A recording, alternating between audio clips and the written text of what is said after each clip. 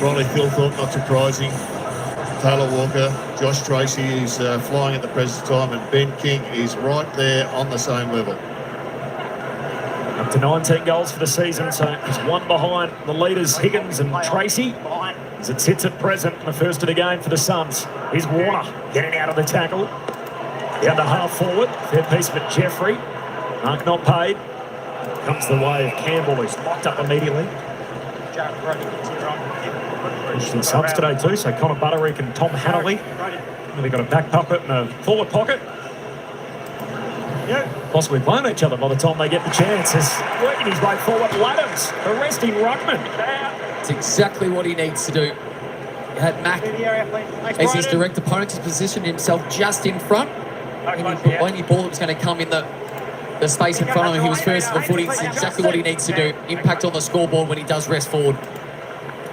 So Aaron Francis has come from the ground, so they've interchanged their full forward just to keep them working.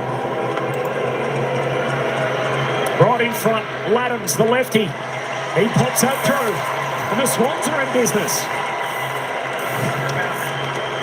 Well, he would have had a little gorilla on the back of his shoulders there, Pete Laddams, because the last time he had a shot at goal, it sliced off out of bounds, two-shot penalty. It was an absolute shank. So that one was terrific. And I like the idea of playing the extra tall. It's 28 degrees. It's a really hot day. And the ruckmen are going to have to work. They essentially a midfielder. So this was a good move. And Dean Cox will be pretty pleased that he's put some faith in this bloke and he's starting to deliver. Had to mark that. I didn't think he hits the deck. He'd back in Mac Andrew to take the football and run away. But he's positioned himself well. Read the cues. Got in front of Mac. And it's a nice chest mark. Deep breath before the bounce. Grundy. Heard the call there. Free kick for Heaney. So he's been held at the stoppage. Isaac Heaney. We're told to spend more time forward today. Chance to send it inside 50. McLean the target. He's got Velcro for hands. 50. That was a great kick, and he's whacking the snoz straight after, so there's 50. Damien Hardwick wouldn't be pleased with that. Two free kicks, one getting a nice centre clearance and the other one is making this an absolute certainty. Lizzie, we'll come to you shortly. I want to have a talk to you about James Jordan as he goes bang with a goal. 3 kicks, 2 goals. James Jordan, which he's playing an interesting role on that half-forward line, it looks. Yeah, he's spending some time certainly starting half forward, but then moving up into the midfield. So I still feel he's got the Anderson matchup, which we probably thought he'd go either Anderson or Rao. But it's certainly not charging in and going straight to it, but in general play seems to be grabbing that one. That's a really kick. Important mark from McLean. He took a couple of good contested grabs last week in the forward 50 as well. Yeah, it's a great grab by Big McLean. He's dropped a couple of sitters in recent weeks. A couple of times he's tried to take it on the chest, dropped one to the goal square late last week, but that's a great start. Grundy, short run up, looking for contact. There's a free kick. It's going Sydney's way again. That's the second time the two rucks have almost gone chest to chest. You can hear the end zone. Is Grundy inside the forward 50? Is there a marker down there? Collins puts his fist through it. Oh, error handball picked up by Heaney. Holman trying to make up for the error, lays the smother. Grundy works his way through. Oh, big hit. And falls over his Corey Warner. He's going to get the free kick. That was a little bit lucky, that free kick. Was it on the second one? Was it against Manny Round? Because it looked like the first one was just a solid hip and shoulder. He bounced up pretty quick once he realised he got the kick as well. Makes you feel rubber, man. Makes you feel better when you got the football in hand. So that looks fine. No, that's not a free. That's a real bonus here for Corey Warner. Let's see if he can make it 4 goals. So let's see if he can thread it through the middle. Yeah, if there's any breeze, he's kicking into a slight breeze, will drag it slightly left. Okay, good advice. A goal kicking icon in Alistair Lynch, and that is a perfect finish. Straight through, and the Bloods are setting a brisk early pace. Well, it's all starting in the centre bounce right now. The Swans have had 4 clearances, gone inside forward 50 on 7 occasions, kicked 3 goals, 1, and a lot of the work is coming from Heaney. That is just a poor decision from the umpire. Unfortunately for the Gold Coast Suns, they're having a bit of a chuckle, but a great conversion by Corey Warner. 3 goals in 4 minutes. It's a fantastic finish.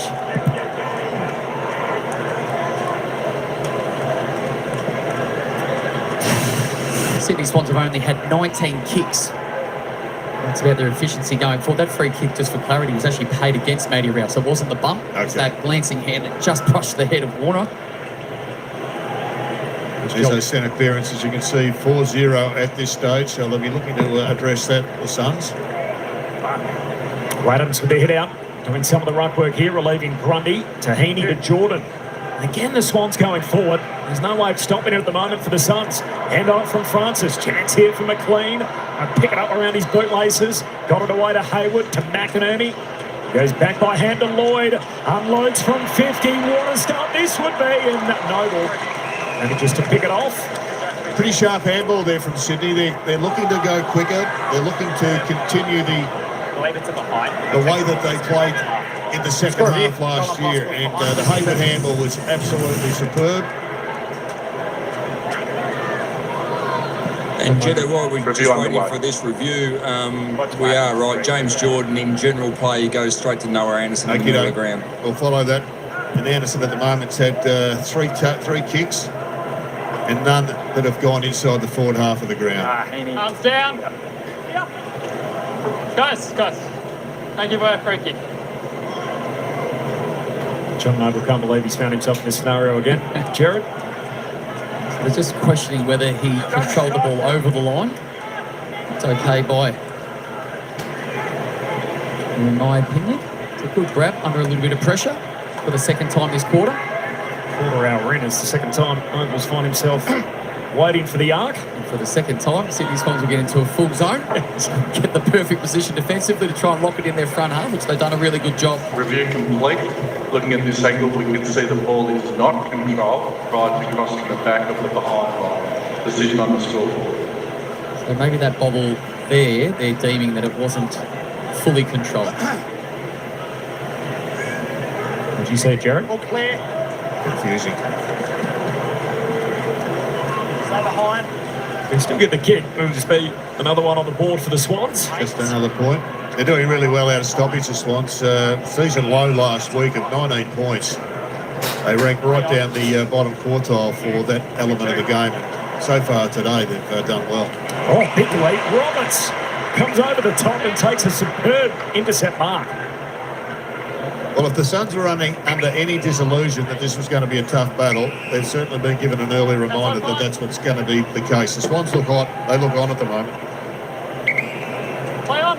Jordan between wing and half forward. The deep entry. Francis is down there and Reed helping out. Knocks it out of play. So that's their 9th inside 50, the Sydney Swans. Gold Coast have had just the 4. So of those 9 inside 50s, 5 scoring opportunities already. That is concerning. Similar stats last week when the Suns played the Tigers. Very slow starters. Both teams flashed home in defeat last weekend. It's Collins trying to extract it and it's helped to him. They had 20 more inside 50s last week, the Gold Coast Suns. Conceded a score 1 in every 2 times that the Tigers went inside 50. So that's poor team defence. Anderson, the get out of here kick. Just jams it up in the middle of the ground. Picked off though by Patton back in the team today. Got it to Roberts as he's almost mowed down. Patton able to put it inside the attacking arc. Heaney up again. Great kick from Patton. He's under the pump. He knows his spots up for grabs. He had a little fumble or the handball wasn't great first up, but he followed up, and that kick was superb. And, well, the coach said that everybody could expect this guy to go forward. He's got a cape on at the moment, and he's putting in a Superman performance. And that connection piece Dahlia spoke about is right up, already 4 forward 50 marks for the Sydney Swans, which has been a big issue this year. Here's a look at it. Heaney on his way in. He goes. Some Heaney heroics. And the Swans pick up where they left off last week. So it's only early in this first quarter, but a similar trend to what we saw last week. We heard Damien Harwood speak about this pre-game. So while this ball is being played through here, Isaac Heaney is still drifting forward unattended. That's a rebound 50. As you can see, you've got Toot Miller in front and Collins trying to be that key defender to give extra support. But right now, Heaney should have an opponent on him. Because he's so crafty of drifting forward at the right time, it's such a difficult matchup to identify and then stop in the air. So, Dow, what you would expect is happening is James Jordan is coming off the half-forward flank, going on to Anderson in the middle of the ground, and Heaney's just drifting forward. So we heard it pre-game from Dean Cox. He will spend more time forward, but that's how he's doing it. 4 in a row for the Swans. The Suns kick the opener. Rowbottom out of the middle. Another clearance win. Andrew punches it away. Hewland got it out to Noble. Settle it down, but again, the Suns playing from deep in their back half. It's the old dusting move, what they're doing with Heaney, but they need somebody to look after Heaney when he goes forward, as you've rightly pointed out, Lynchy. Ainsworth to Noble. It's Noble again with the responsibility to kick it downfield, and Chad Warner. The ink not yet dry on that new 2-year deal. Sends it laterally to Lloyd. Stabs it to McInerney. Outside 5 now. Tight game so far. We're halfway through this opening quarter. Has pretty much been up front for the Sydney Swans. Well, that's a dangerous kick. Broke it up. Walter forces it out. Here's Rowell. Gets on the move. Not a heap up ahead. To Ainsworth. Handball over the top to Miller. Looks inside the forward 50 for the Suns. Out on the lead long, but not quite. Is he getting the free? Yes. We've got the push in the back from Rampy. Well, it started with a really poor kick for McInerney. It was just a bad decision to go inboard. They're in control of this game, and sometimes safety is the most obvious choice. Lee Montagna told us last week he's the #1 rated forward in the competition. Yeah, he'd be in the All-Australian side right now if it was selected by the numbers. And again, with that breeze, just inside left post with a little fade back. He's batting 100 on this so far, as Long on his way in. Hits the post. Nothing wrong with your prediction, Lynchy. Wrong post. It's just the execution. Bad kick. Just try to help him out.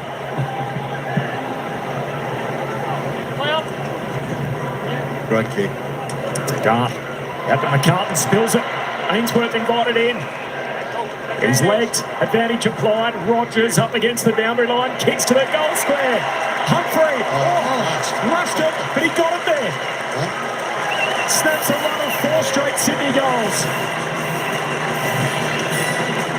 Well, just a couple of really poor skill errors, and well done to the Suns for feasting on the errors. But there's no real reason why this mark gets grasped. It's just a really poor piece of skill. And the turnovers were just a great kick. That's a dart. Had to be a dart. And why do players play on the end? They don't know that unknown is crazy from that position.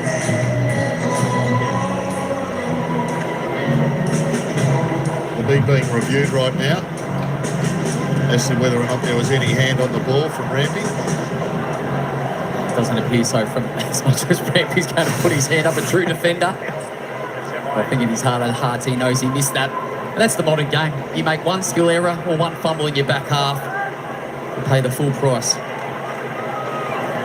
High hopes for that young man, the 20-year-old Bailey Humphrey. Another clearance this one. Warner goes bursting away. Oh, the footy didn't come back to him. Hacks it off the deck. Here's Andrew. Spin move. Finds Noble. Suns trying to get something going. Again, they got to do it off the back flank. Weller. And pass back inside to Anderson. Swings it away to Noble. Floating footy up towards halfway. Unkind bounce for a couple of Swans. Roberts still attacking it. To McInerney, to Bice. Out of Lloyd. They're retreating. Back to Rampy, back to Lloyd. I'll work it through the maze. He's Florent. Off the back flank. Good kick. Spots Cleary all alone. Headed inside 50 again to Francis. Aaron Francis, the forward. He's got it. He goes closer to home and Laddams. I think we used the handball with the Swans. I think they've been way too slow for a fair period of time earlier in this season. Trying to execute just by ball movement by foot, but they made a conscious decision last week. Ramp it up and get the ball forward by hands through the congestion in the back half, and then use the foot going inside the forward 50. Not an easy kick, this one. Lynchy?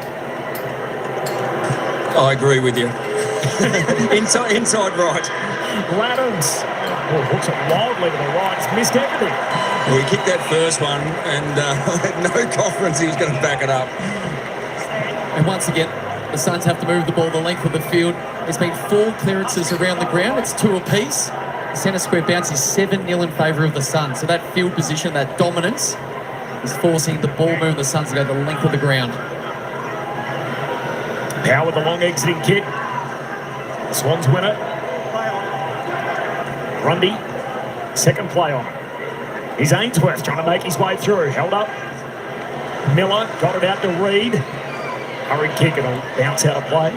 Is there an easier end, Lynchy, for goal kicking? It's one of those unusual stadiums where one end of the ground is completely open and the rest of it protected. Yeah, absolutely. So as you'd guess, right of screen is a bit more protected by the stand, very open down left of screen. So yeah, much easier in favour of the Suns in this quarter. Or the other end, sorry. To the right of screen. Protected area as Ainsworth. Good shot, a hand pass intended for Noble. Second go at it. Rao to Miller. Now inside the forward 50 go the Suns. Slides out the back. Oh, some indecision. Melican there with bias. Melican keeps it alive or just evades a would-be tackler. It's a hurried kick to half-back and somehow got out of dodge there. Well, did that really well in the end. It was risky going against or across his own goal. Took the bump and then found the uncontested mark. Great play. It's Caden Cleary on their academy lads. Native New South Welshman. Heaney out the back. Likewise to Laddams. They keep on moving. Warner's off and running. This is when he's at his best. Has a couple of bounces. He can walk it in. And the Swans aggressively build an early lead.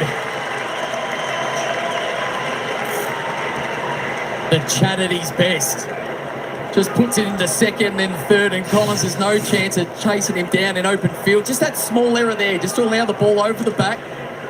And Collins is playing back shoulder of Laddam, so he can always lead back up at the footy. And as much as that's an honest chase from Tuke Miller and Collins, ain't catching Chad there. They are off to a flying start. Controlled around the clearances and burning him in space as well.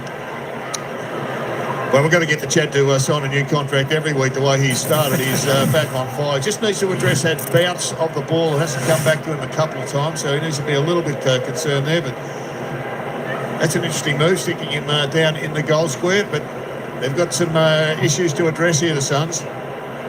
Heaney at the centre bounce and immediately involved. He's taken high by Rowell. This is a record. Centre bounce clearances, 8 now. Complete dominance. McInerney trying to head inside 50. Francis makes a contest and critical touch to Campbell. Campbell out wide to Corey Warner. To Lloyd. Now inside 50. Where are the leapers? Getting over the top. Holman kills it. Well, it is the equal highest differential of centre square bounce in a quarter this year. 8-0. And keep in mind what this Gold Coast Suns midfield has been like for the first 6 weeks. They are getting absolutely pissed by the Swans. And love the way that Aaron Francis just leading up the ground, like we said Dermot Brereton wouldn't advise him to do if he was coaching him. He's just leading Mad Mac up the ground and he'd be getting awfully frustrated, Mad.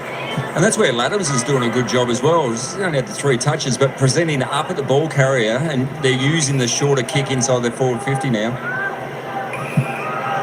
Rogers out of defence to Jeffrey. Backing board to Mad Mac. Jared Healy's dumped him. Let's see what we get from him today. Suns chasing the game again. Walter in the air. The ground level, clipped high. Round high tackle gives away another 3, and McInerney will take it. You can see McInerney looking to get off the line. This is where in the first half last week they were far too conservative with ball use. They will try to switch it up. Work his way through the traffic. That's not a good kick. 7-4 is the free kick count. So some of those centre square bounces have come from free kicks, but they've all been there. The coach will be saying keep going for them, but there's been a couple of absolute shockers from the defensive half. McInerney, that one from Rampy. They've got to be better than that if they're going to expect to win. Otherwise, they'll just make errors and get the Suns straight back into this ground despite their dominance of winning the ball. Second week in a row playing from behind the Suns. They led at quarter time in their first 4 starts. And obviously had to come from a long way back against the Tigers last week. And this is the most amount of goals they've given up in any first term this year. 5 conceded already. Still 3 minutes and change to go before quarter time. It's Rowbottom trying to win it back. The amazing pick up and clearance there from Rowbottom. I butchered it before, but he has had the best and fairest medal from the Cronulla Football Club named after him. Oh, wow. In honour of the way he plays his football. Here's Holman. We get a little win there for the Suns and a bit of go forward. Humphrey disappears out of play. Pretty dangerous stuff, that push out. You look at the midfield numbers for the Gold Coast Suns, not getting their hands on the football like they have in previous weeks. Matty Rouse just had the 4. Anderson's had 5. He's currently having a rest. Well, Johnny Noble's cleaning up across the half-back line. He's had double figures. Oh, that's where the ball's been a lot. Here's Rao trying to take control. Took on Rowbottom. Lost. Cheese it's hot these days. You win the footy, you get stuff all chance to get rid of it. He's still got a handball out and he gets penalised. Over the head of Florent and be able to run onto it. As durable as this man being, the Swans Iron Man as he kicks back inboard. That is superb. Finds McInerney. Stay out. That's a brilliant kick from Ollie Florent. 126 consecutively today for Florent. McInerney heads to the pocket and Heaney, it's usually a good idea. And it is again here. He's a contortionist. He's one of the great athletes that's come into the game. He's from Newcastle. Not a football area, AFL football area by any stretch of the imagination. Game's building, but see, to produce this sort of talent is extraordinary.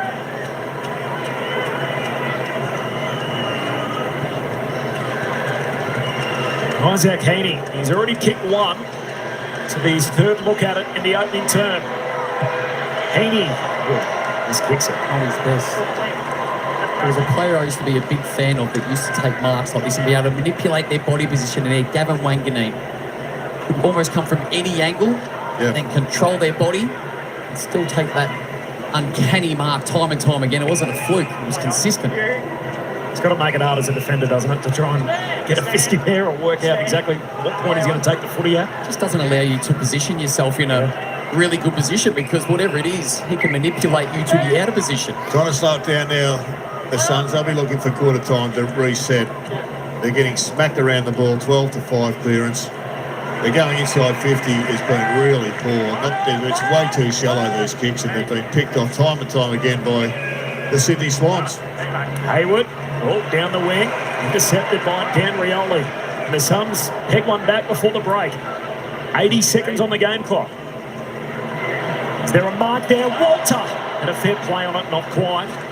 Wakey moving through to break it up. Here's Rogers to Ainsworth, who didn't quite collect it as he was put down. Campbell mops it up. The help from Grundy and Heaney. Now McCartan comes wide to McInerney. What a quarter it's been for the Swans. An underdog for the first time against the Gold Coast Suns in our 18th meeting.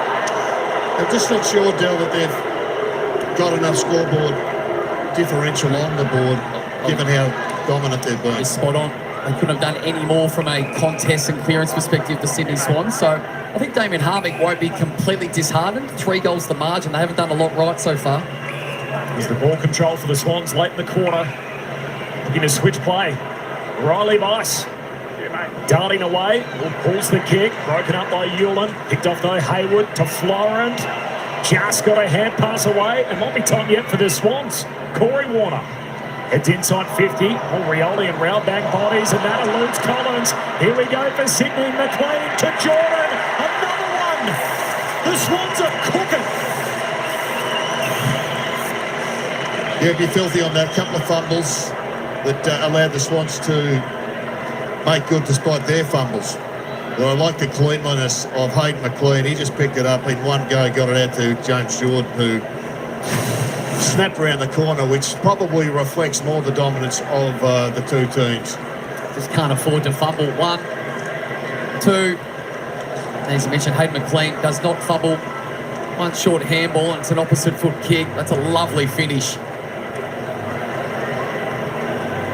Riol actually runs into his own teammate in Matty Rao. Yeah, big Sam Collins, he was the one who, at the last line of resistance, didn't nail it.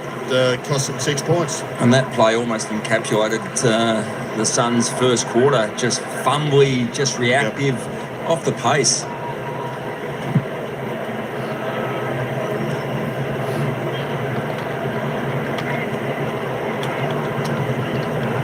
So I was going to check the score review on all of this. James Jordan's first goal of the season, should it stand? So that's our third Yeah. of this first quarter. It was Mac Andrew that once again claimed that he'd touch it, which is hard to trust all the defenders. I'm not sure how honest they all are as a collective.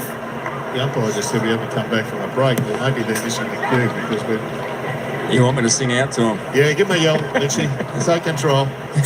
Goal is confirmed. Better start, fellas. The score is confirmed. You can restart play. There we go. That was easy, Mitchie. As soon as you said it, the score review will follow. This quarter might go 42 minutes, though, the way we're going with these score reviews. That earpiece just direct to Lynch's mic, so straight into the umpire's ear. It does run Queensland. What an opening quarter for the Swans. 6-goal opening term, the most the Suns have conceded in any first quarter this year. As Blakey will finish the term with the ball in hand. They have dominated across that half-back line. And if you thought Sydney were just going to go meekly into the season, they wouldn't be a player yet. They'll think again. The Sydney Swans September regulars are out to change that today. Up on the glitter strip. A dazzling opening term for the Swans. 6-3 to 2-2 and a 25-point buffer for the road team. Second term coming up next.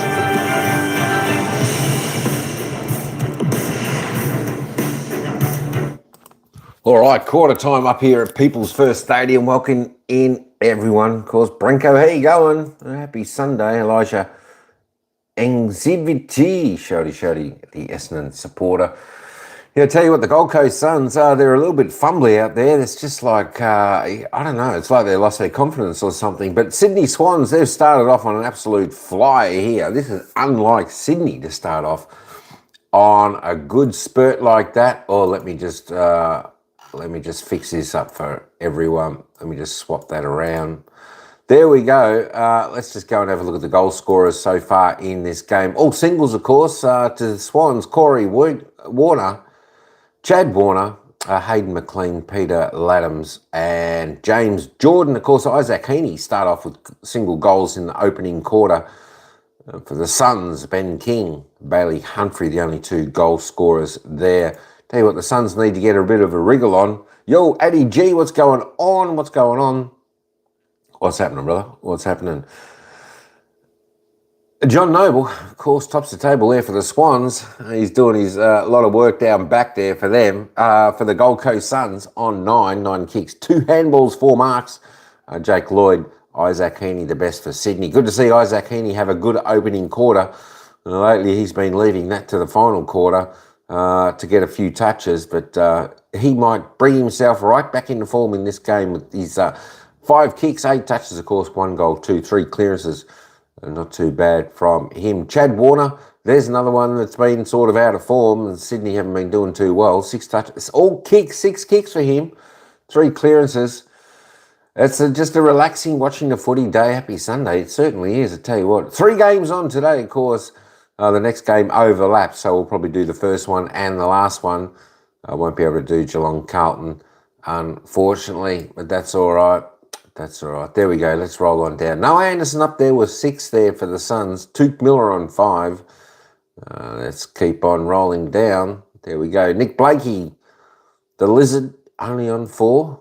So he's not having to overwork today. McAndrew just on 4. I tell you what, Sunday football, you got to like it. You just kick back, relax. Daniel Rioli, he needs to do a little bit more too. They need to get a bit more out of him. He's only had the 2 touches so far in this game. Let's have a quick look at the team stats. There we go, 25 plus for the Sydney Swans. They've just been in control of this opening quarter. I'm sure the Suns will come back at some stage. They'll regather. I think the coach didn't look too happy in the box at the quarter time siren there. Plus 17 in the kicks, just plus 8. Have a look at the inside 50s, though. Dominating is the Sydney Swans. Already 17 inside 50s in the opening term for their 9 scoring shots. Gold Coast Suns could only manage 8 for their 4 scoring shots, 2 goals. Disposal efficiency, the Sydney Swans are going pretty good at 76. Disposal efficiency inside 50, both teams reasonable there, 50 and 64. That's pretty high there for the Swannies. The free kicks, there we go. The away team, they're getting the whistle today, aren't they? 4-9 Swans. Of course, the hit-outs, clearances, Swans dominating there. Centre clearances, though, doing a lot of damage in the centre clearance. 8-1. Wowee. All right, the Suns need to really rectify that to get them back. To get first use of the ball, and there's the marks. Marks are pretty similar, but marks inside 50. The Suns just allowing the Swans too much space inside their forward 57 already. The season's average is only 9.8, and they're already just about on that already. All right, let me just roll that back. Roll that back. All right, there we go. Let's get down to the commentators. They'll take us into the balance of the ball. It's the Swannies by 25. They're expecting these guys to be reasonably dominant. They just haven't been able to take it up to the Sydney in any area. Look at those centre clearances, 8-1. What an extraordinary lopsided event. One of the game's all-time great goal kickers, the 3-time premiership winner, Alistair Lynch on the boundary. Lynchy. Thanks. And Jared, as you mentioned, there's some concerns in the midfield for the Gold Coast Suns, but one concern for the Swans isn't Isaac Heaney. He's been amazing in that first quarter, and we heard from Dean Cox pre-game that the likes of Warner and Heaney will have to spend some time forward and draw the ball deep. Now, Isaac Heaney's got off to an absolute flyer. He's had the 8 disposals. He's had 3 shots for goal, only kicking the 1 goal too, but 3 clearances. He's had an amazing 7 score assists, and in what has been a dominant display. So the Sydney Swans have got off to a flying start, we said pre-game. Also, they struggle to mark the ball. He's one of the most natural leading forwards you'll see in the game. I'm sure you guys played with some key forwards up ahead of you that just draw the ball. That's what Isaac Heaney does. Draws the ball, takes marks. 3 forward 50 marks in the first quarter is very good. You're spot on, Lynch. He's 6'1" in the old measurement, 185 centimetres, but he plays like a key forward. His ability to identify the space, lead into it, and take those fantastic marks. To be fair, he's kicked the 1 goal too. It should have been at least 2 goals won. It would have been a monster first quarter, but it's all been off the back of the clearance work, particularly out of the centre square bounce, which is giving them field position. Yeah, Rowbottom's been the dominant force in those clearances. He's had some sort of quarter. I've liked Aidan McLean also, and Aaron Francis leading up the oncoming ball to drag the likes of Mad Mac out of the area. Swans by 25. They're headed to the left of screen, and the end that's not protected by the stands. It's Grundy, clever along the ground to Patton. Tried to link up with Heaney, not quite on the same page. They work it out. Roberts back to Patton. He's off and running, the former Saint. Sent it inside 50 early in the term. Campbell the leaper. Hewland. Good hands Way to from Hewland, Rioli. pressure. Oh, nice work from Cleary. Swats it down, hunts out after it. Taken down, gets it free. Yeah, he was clever. He just tucked the ball. He knew he was going to be tackled. It was almost KB-like, for those who can remember when he threw the ball out. You have to be pretty old to remember it, but he used to throw the ball out when he was about to be tackled and bounce it and had the rule change. But this was, he could have taken possession, knocked it forward, then he was tackled. And a good call by the umpire. Nice craft from Caden Cleary. Now the finish, got it skinny. He's an academy product, been in the Swans Academy since he was 10. The inner west in Sydney. It's a true Sydney sider. It's a big pre-season, isn't it? From the agency. He's prepped, ready to go. They've had such a rich history of successful academy selections. Well, Powell straight down the pipe, finds Hewland. Off his backside, gets it away to Rioli. Short to Miller. Time to keep it moving. Chad Warner away to it. Just got a handball away. Heaney to Campbell, back to Jordan. Swans the back edge of the centre square. From McInerney. Finds Roberts. Continues to head wide. Holman looking to break it up. Gets a telling spoil in and finds the safety of the boundary. There's never been a more prevalent time in the AFL history that the umpires have called not 15 play on.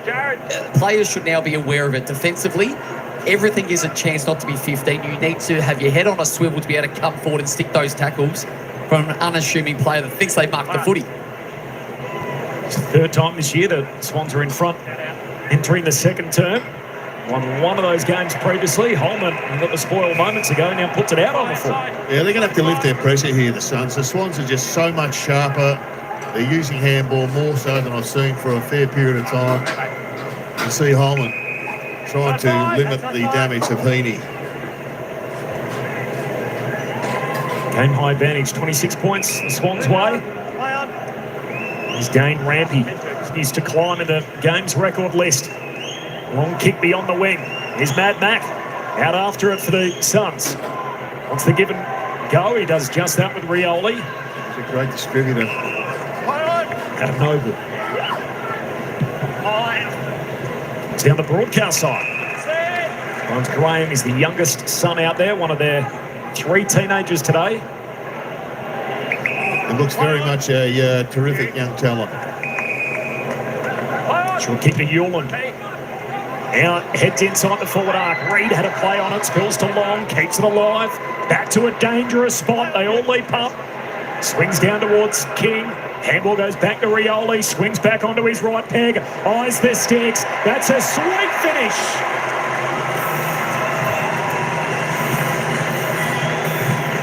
It's a great goal. But I want to pay tribute to Long on the boundary line. That's where this game was, this goal was set up. Have a look at this. A little take, and then right on the line, kicks it to a dangerous spot. You can see the Swans outnumbered. It's 5-3. This was always going to be a goal. And a great finish from Rioli. But tick it off to Ben Long, who was absolutely superb. That was just really clever stuff.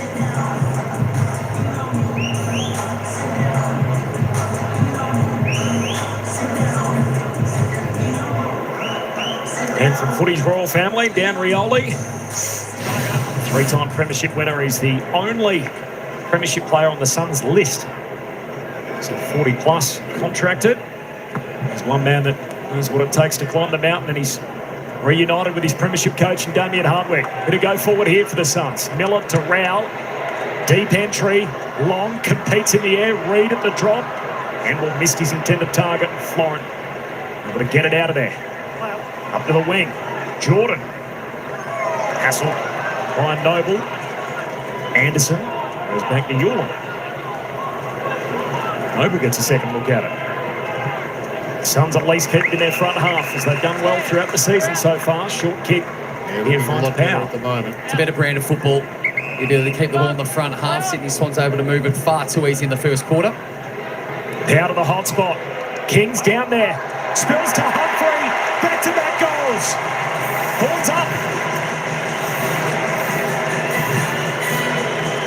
Well, we've got a game in their hands now. The Suns have finally arisen, and they're now starting to pump it inside that forward line with a little bit more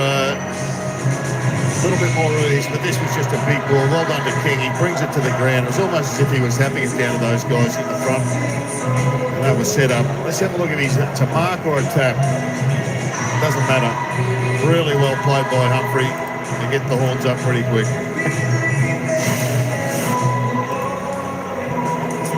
Big fan of this guy. I love the way he plays his football. He's getting a little bit more opportunities. He makes his way now into the midfield, but I think he's the next crop coming through to support Anderson and Rowell. He's got a bit of grunt about him as well, can push forward. Shall we go with that celebration, Dal, and your playing days? Still have no idea what some of these celebrations mean. Interesting to see Tuke Miller back in the middle. He got the last clearance. Another Suns free. Wicks was arguing that wasn't against him while he was meant to get the football. Back-to-back centre breaks. Miller, the deep entry. Punched away by Melican. It sets up Long. Oh, couldn't quite work it out. Caught wrong-footed. I saw that yesterday, Lynchy. The ball didn't land in the centre circle, yet there was still a free kick played against a ruckman for shepherding the football or blocking. There it is in the box. That just makes no sense. Both rucks have not an equal opportunity to get the footy because it doesn't land in the circle. Well, Blakey trying to go long down the line, pushes it wide, and there's been a clear momentum shift here, Jared.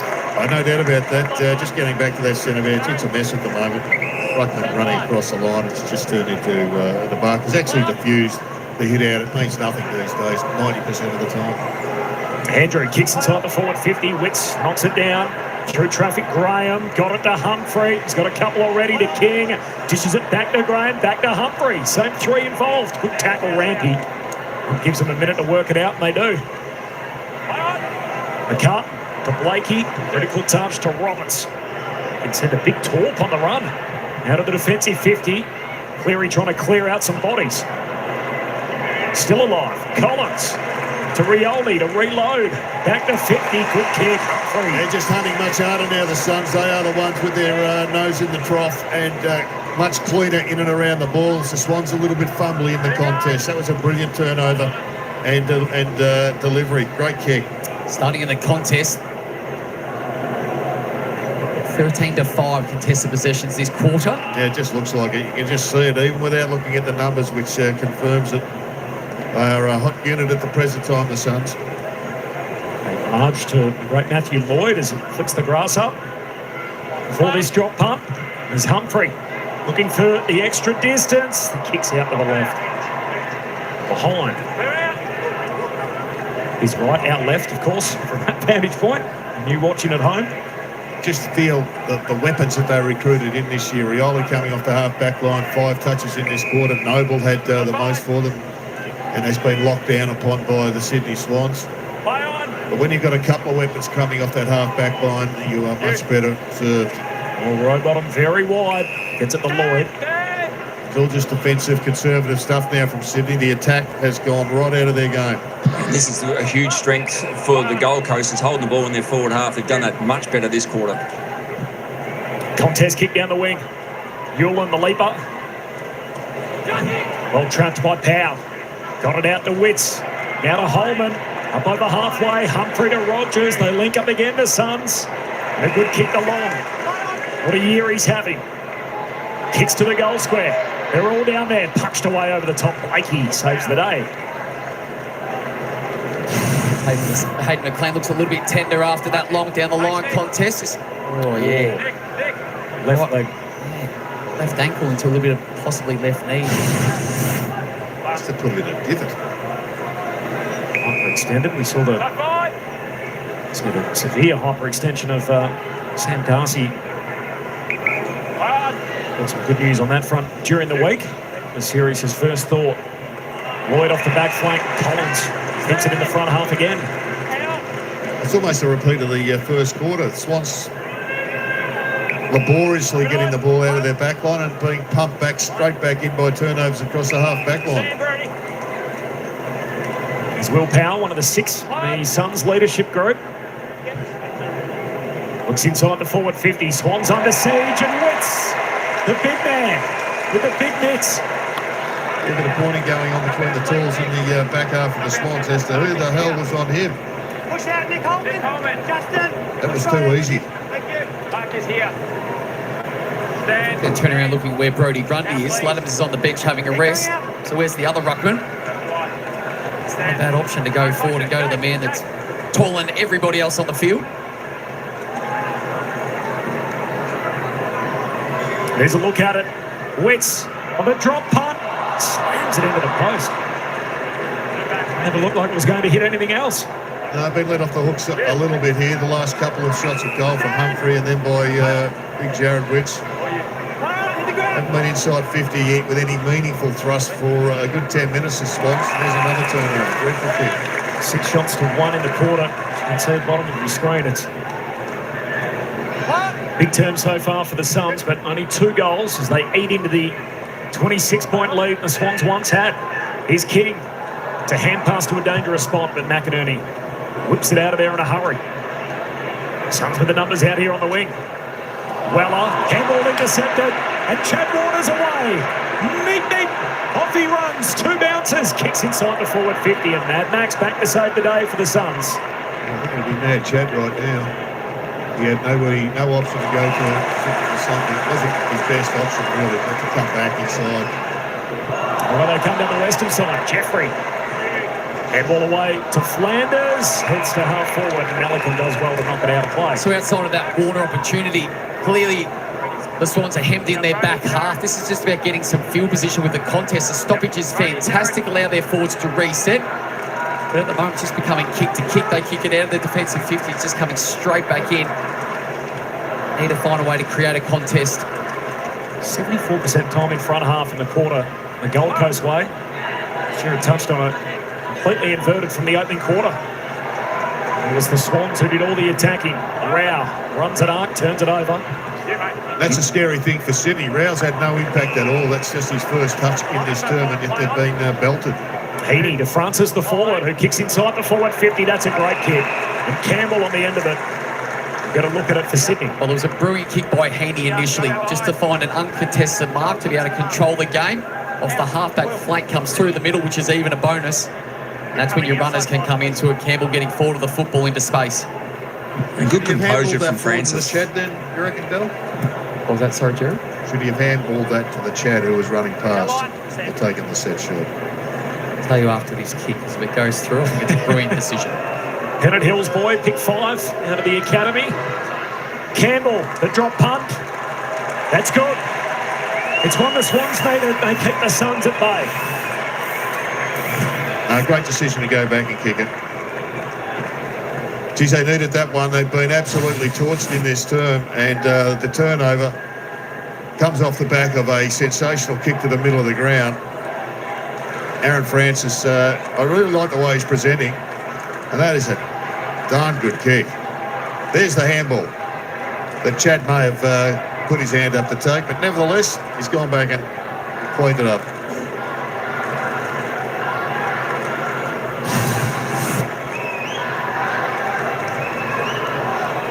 One of the many fantastic kicks they have in this team, but that kick from Isaac Heaney just changes the whole flow of the game. Absolutely against the grain kicking that goal. It's their third inside 50 of the quarter. First time since the early 70s we've seen Sydney Swans / South Melbourne revert to the black shorts. Back in the day, kids, it was black shorts at home, white shorts away. And that's a great tackle. Row bottom right on top in this battle. He's going to get the free here. Goes short with the kick. Jordan. Looks inside the forward 50 a little deeper. Andrew down there. Pick it off for the Suns. Collins to Andrew. Just backs out of it.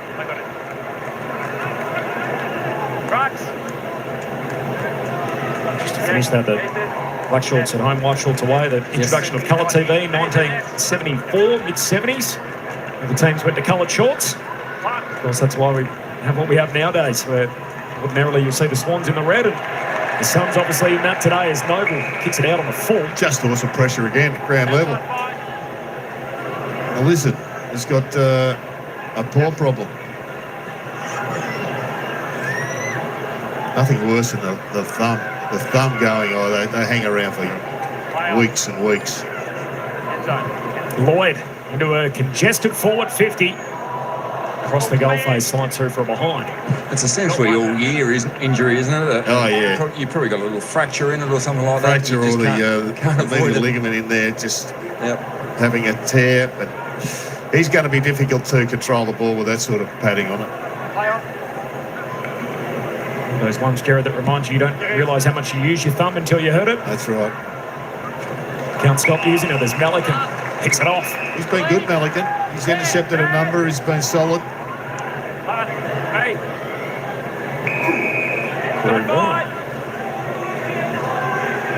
Brothers sticking around during the week. Both of them with new 2-year deals. Ties them with the Swans until the end of 2027. Swans did lead by 26 earlier in the quarter. Gold Coast kicked the first 2 goals. It's a real challenge, this one, Lynchy, for the Gold Coast, just to see how good they are, because they're here as favourites. Here's Cleary out the back, handball into a dangerous spot. Warner needs it to sit, gives it to his brother. Chad's kick, mowed down. Nice work, last line of defence. Danger's not clear yet as Noble knocks up Chad Warner. Well, brilliant smother, wasn't it, from Euler? That was Euler. That's worth 6 at the other end.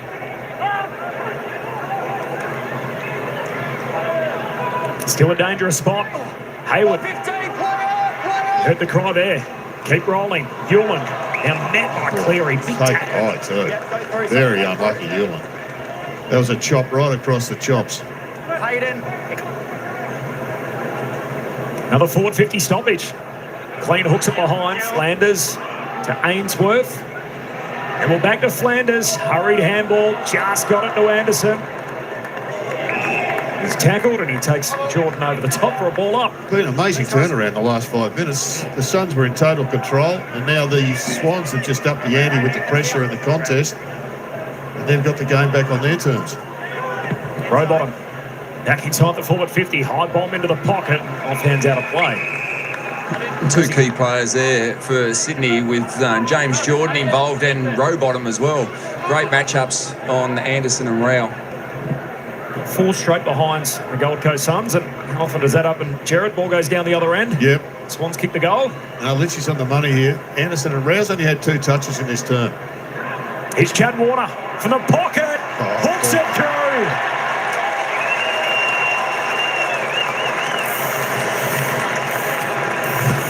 If you want to see skill in footy, I mean genuine 100% skill, we're about to see it by just the deft way he slides this one round on the left foot. And coaches out there still teaching players and telling players you do not need to kick on your left foot. Don't practice as well. For all you dimwits, have a look at this. That was absolute magic. Goal from the Chad. And doing it on rail as well. Yeah, it's just great to see a young player coming through with deft skills on both sides of the body. Most players these days are best on both sides of the body with the high five. They can go left hand, they can go right hand, but that's why you need to have it on your left foot and your right foot. Got 11 left footers on their list, 7 playing today, and he's not one of them, as Jared outlined. He's non-preferred from the forward pocket. Momentum well and truly back Sydney's way. Rowbottom leaves it behind in the middle. That contract set him free, Corbs. It's been a fantastic first half. Still got 8 to play. Mentioned during the week that he's weighing on him. Hasn't kicked a goal in the last 2 weeks. He's got 2 before half-time. Suns get a break here. Witts wide to Ainsworth. It's now back on the Suns to respond. Dabs it short. Graham, the intended target. Numbers went out. McInerney to Roberts, and now to Corey Warner. Back inside to Heaney. They work it out through traffic. Roberts to Francis. He's been good, this bloke, Lynchy. He's been outstanding from when he came on the ground as a sub last week in the 4th quarter and presented beautifully all day today. There's the switch. They make the ground wide as Rowbottom finds Lloyd. Just need one more kick from Lloyd near the target. There's a look inside the attacking arc. Grundy's down there, as is Laddams. The 2 ruckmen. Handball to Cleary, somehow got it to Campbell, who is a left footer, looks for Jordan. Miller, the toil. Down to Anderson and now to Flanders, trying to run and carry. I think it was meant for Anderson. He goes and gets it. Very all white in the picture. Yeah, all the white jumpers. And his screen there is Jordan to Campbell. Back in the corridor.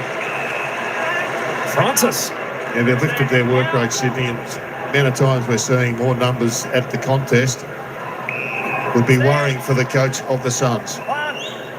To Rampy. Puts it in Heaney's direction. Almost not quite. Follows up at ground level, and Rioli able to get it out to Witts. Will come wide with the kick. Graham couldn't reel into one-hander. The Lizard back out there with the strapping. Kicks back for Campbell. Still bobbles around. Cleary through traffic to Campbell. Campbell for another. And Sydney are humming. Well, this man's got some headaches. It has been a dominant first 15 minutes of this quarter by the Suns for little reward. And now completely being controlled in their front half. This young man who we just spoke about is already a very solid player that's put a good start to the season together in Campbell. Such a delightful kick. He's not one just to kick the ball forward and just take yardage. Always trying to find another target. One of those left footers that you spoke about, Corbs. The Lizard goes forward. His ability just to find the ball on your boot, to craft it into a check side. That's on purpose. That's not a mistake. That's awareness of how to get the ball going in a certain direction in a split second. Yeah, great effort by Caden Cleary, also young player, to win that footy and get it out. But the way they're just isolating Isaac Heaney and just giving it to him with a one-on-one. I mean, I think even he was surprised that ball was dropped, but it's just doing that magically at the moment. New game high as well, 29 points Sydney's way. I would have thought that at the start of the term with all the Suns' dominance. Is Patton trying to evade Humphrey. Got it to Grundy. Witts pushes it out. Back to McInerney. Hurried kick to the wing. It's a free for a hold. It's going Sydney's way. Cleary done some nice things today. Chips his one in the path of Heaney. He'll sit for Ralph Francis. Huge tackle. He's Powell who pushes it out. Cleary goes and gets it again. Handball bit of go forward to Grundy. Still inside the 50, and Anderson to Noble. The Suns off the back flank. Back to Rao. Great chase by James Jordan there, just to turn that football over. McInerney looks in the middle of the ground for Rowbottom to Blakey. Gets wide with a kick to Corey Warner. Turn around in this game. Grundy's struggling at the other end of the ground. He's been pushed forward, but just struggling a little bit. Needs to get a little bit more definitive with his handballs. Campbell in the contest. Hewlin breaks it up. Witts down to Hewlin. And pass to Jeffrey. He's off and running out of defence. He's kicked that down the wing. Still turn out okay. Reed worried out of it. Roberts held up. And just quickly, Joe, you touched on something before which is spot on. So when teams are in a slow play going inside their forward 50, they're held up. They have set plays. One of Sydney Swans' best set plays just to isolate Isaac Heaney on whoever. They give him space, they let him go one-to-one. Suns fighting each other for it. Grundy in the end wins it, gives it to Corey Warner, heads inside the forward 50. Too much on it. Oh, Hewlin should have marked, didn't. Bit of trouble. Francis bangs bodies, picked up by Hewlin. He cleans it up. The time being away to Noble. No, it's not like Hayward to miss a tackle like that. That was a goal gone begging there. They got out of jail there, the Swans. The kick finds Chet Walter. Front of the benches. Long kick up front. King to target. Here with McCartney. King of good grab. The juggled effort. Well, they can turn this into a 2-goal turnaround because that had to be a goal at the other end. That was just really average play by Sydney. And to turn it around this quickly would be a real fillip for them to get them kick started again. This will take Ben King's very best. Tough angle in the shade. He does tend to bend it left to right when he flushes it. So he just needs one of his best. Tighter angle, but kick on from the same flank at the other end at right half forward. Ben King for his second of the day. Not on this occasion. They all miss it. There's a block and a free kick. It's going to Suns' way. And Walter is going to get it. Well, he wanted to come and launch from behind the line. I believe it was a block from Blakey, just trying to make sure he wasn't allowed to jump freely at that football. Just had his first disposal just a second ago on centre wing, who kicked it to Ben King. That is your line there. Don't move. Jed Walter, the second-year son, hooks it across the body. Jedi to Deadeye. Well, they got the 2-goal turnaround. I'll be interested to see the close-up vision of this block because the umpires are all over it. And they're too experienced to be giving free kicks away like that. But let's take another look at it. Looks like the Lizard just put a paw out. Certainly didn't under-exaggerate this one, Jed Walter.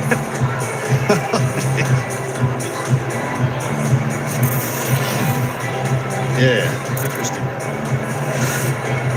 Just the second touch for the young man today, the emerging forward. They have 3 teenagers in the side. In 5 games this year, he's now got a goal in each of them, but multiples only once. Yeah, well, he helped the umpire, but you have to say the Lizard's got to be better than that. You cannot give free kicks away like that. Ticking towards half-time, Rowell. Hold up. Made it his day. Jared, Matt Rowell so far? Oh, he's just struggling, Rowell. He's only had 3 touches in this term. And no clearances. No, he's been a non-event at the moment, which is a scary concept for the Sydney Swans in the second half. Witts gets it in a hurry. Spills through to Melican, gives it to Rampy, picked off by Humphrey. Rampy's got to go and make up for it. He's Cleary, has back by hand to Melican. Get out of the back pocket, and that heads wide, too wide. Yeah, no left foot, gets exposed. Put on the line, put on the line. The Swans had it out by 29 moments ago. That was as wide as it's been in the game. A couple of momentum swings already in this second quarter. She's getting long in the tooth. Kicks to full forward. Walter down there again. Another free. It's going to Suns' way again. Might be that man, Walter, once again. Melican's not happy. It's hard to see in that pack because there was quite a few players trying to contest. But the man who hadn't touched the football up until about a minute ago is going to be lining up for his second. 5 metres behind. Have a look at it here. Just that left arm, Melican. 2 more metres. He's so imposing, isn't he? Walter at his size is still a teenager. High pick. Jed Walter skips in. He's kicked 2 in a minute. A purple patch for Walter and a momentum shifter for the Gold Coast. And you've got to just support the umpire on that particular case. If Hollis Melican's been around long enough, the forwards take the front spot, they push back, and then you instamatically grab an arm. Well, you can't grab an arm like that. It's just a free kick every day of the week. So well done to the umpire. It was a good call. And a big blue by the Swans. The second one in 2 minutes.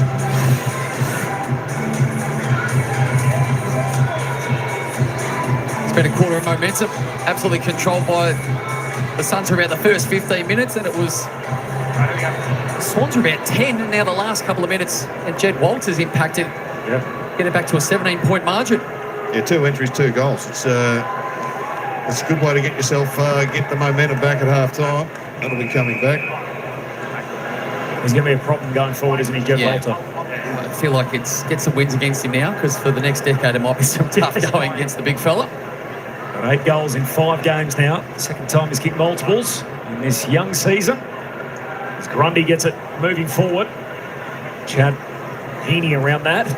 And Miller held up. Damien Hardwick mentioned that pre-game with Lynchy and just said, you've got to remember they're 19. They are literally learning on the job, finding their way in this really challenging game, but particularly against the Sydney Swans defence, which are pretty stingy. Chadwater on the deck. Campbell clever. Knocks it down to Hayward. It's inside the forward 50. Tough one from McLean and should roll out. That was an amazing little tap. Instinctive. Real footballer, isn't he, Braden Campbell? Peter, Jared. Footy IQ. Yep, no spot on with that. Big 5 in his draft year. Academy prospect. The Hawks bid on him. Sydney had to move up to match that. Suns out of defence. Good handball from Anderson to Weller and now to Dan Rioli. He's often moving in characteristic fashion. 2 bounces. Now a step around Grundy.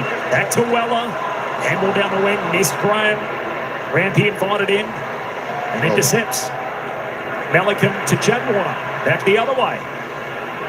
Oh, looking for Grundy. Well broken up. Humphrey gets a little spoil in there. Still alive. Footy close to the boundary line and still not out. Play to the whistle.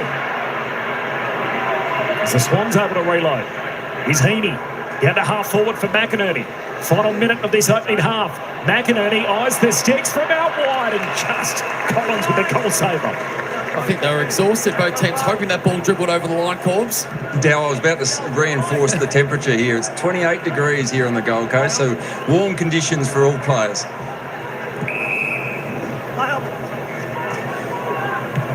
Flanders. Oh, didn't quite hit that the way he wanted, and McCartan rather takes the intercept mark. Had a pretty quiet afternoon, has McCartan so far. That's his first touch. Kick one in the last 30 seconds to the opening term, the Swans. James Jordan put one through. Make that his second touch. 17 ticks on the clock left. Cleary lays it up. Heaney the leaper. Spills down towards Anderson. Spun around, just got it to Witts, to Rioli. And now to Weller. And that just clears a little bit of danger right before the half. As Rampy will end up with it. And the Swans will have a nice cushion. A 17-point buffer. It did get out as wide as 29 points at one stage in that second turn. So Sydney in front. The Suns with a little bit of momentum into the rooms at halftime. They kicked the last 2 goals of the quarter. It's the Sydney Swans who led at 9-5-59 over the Gold Coast 6-6-42. A 17-point spread in favour of the Swans at the half.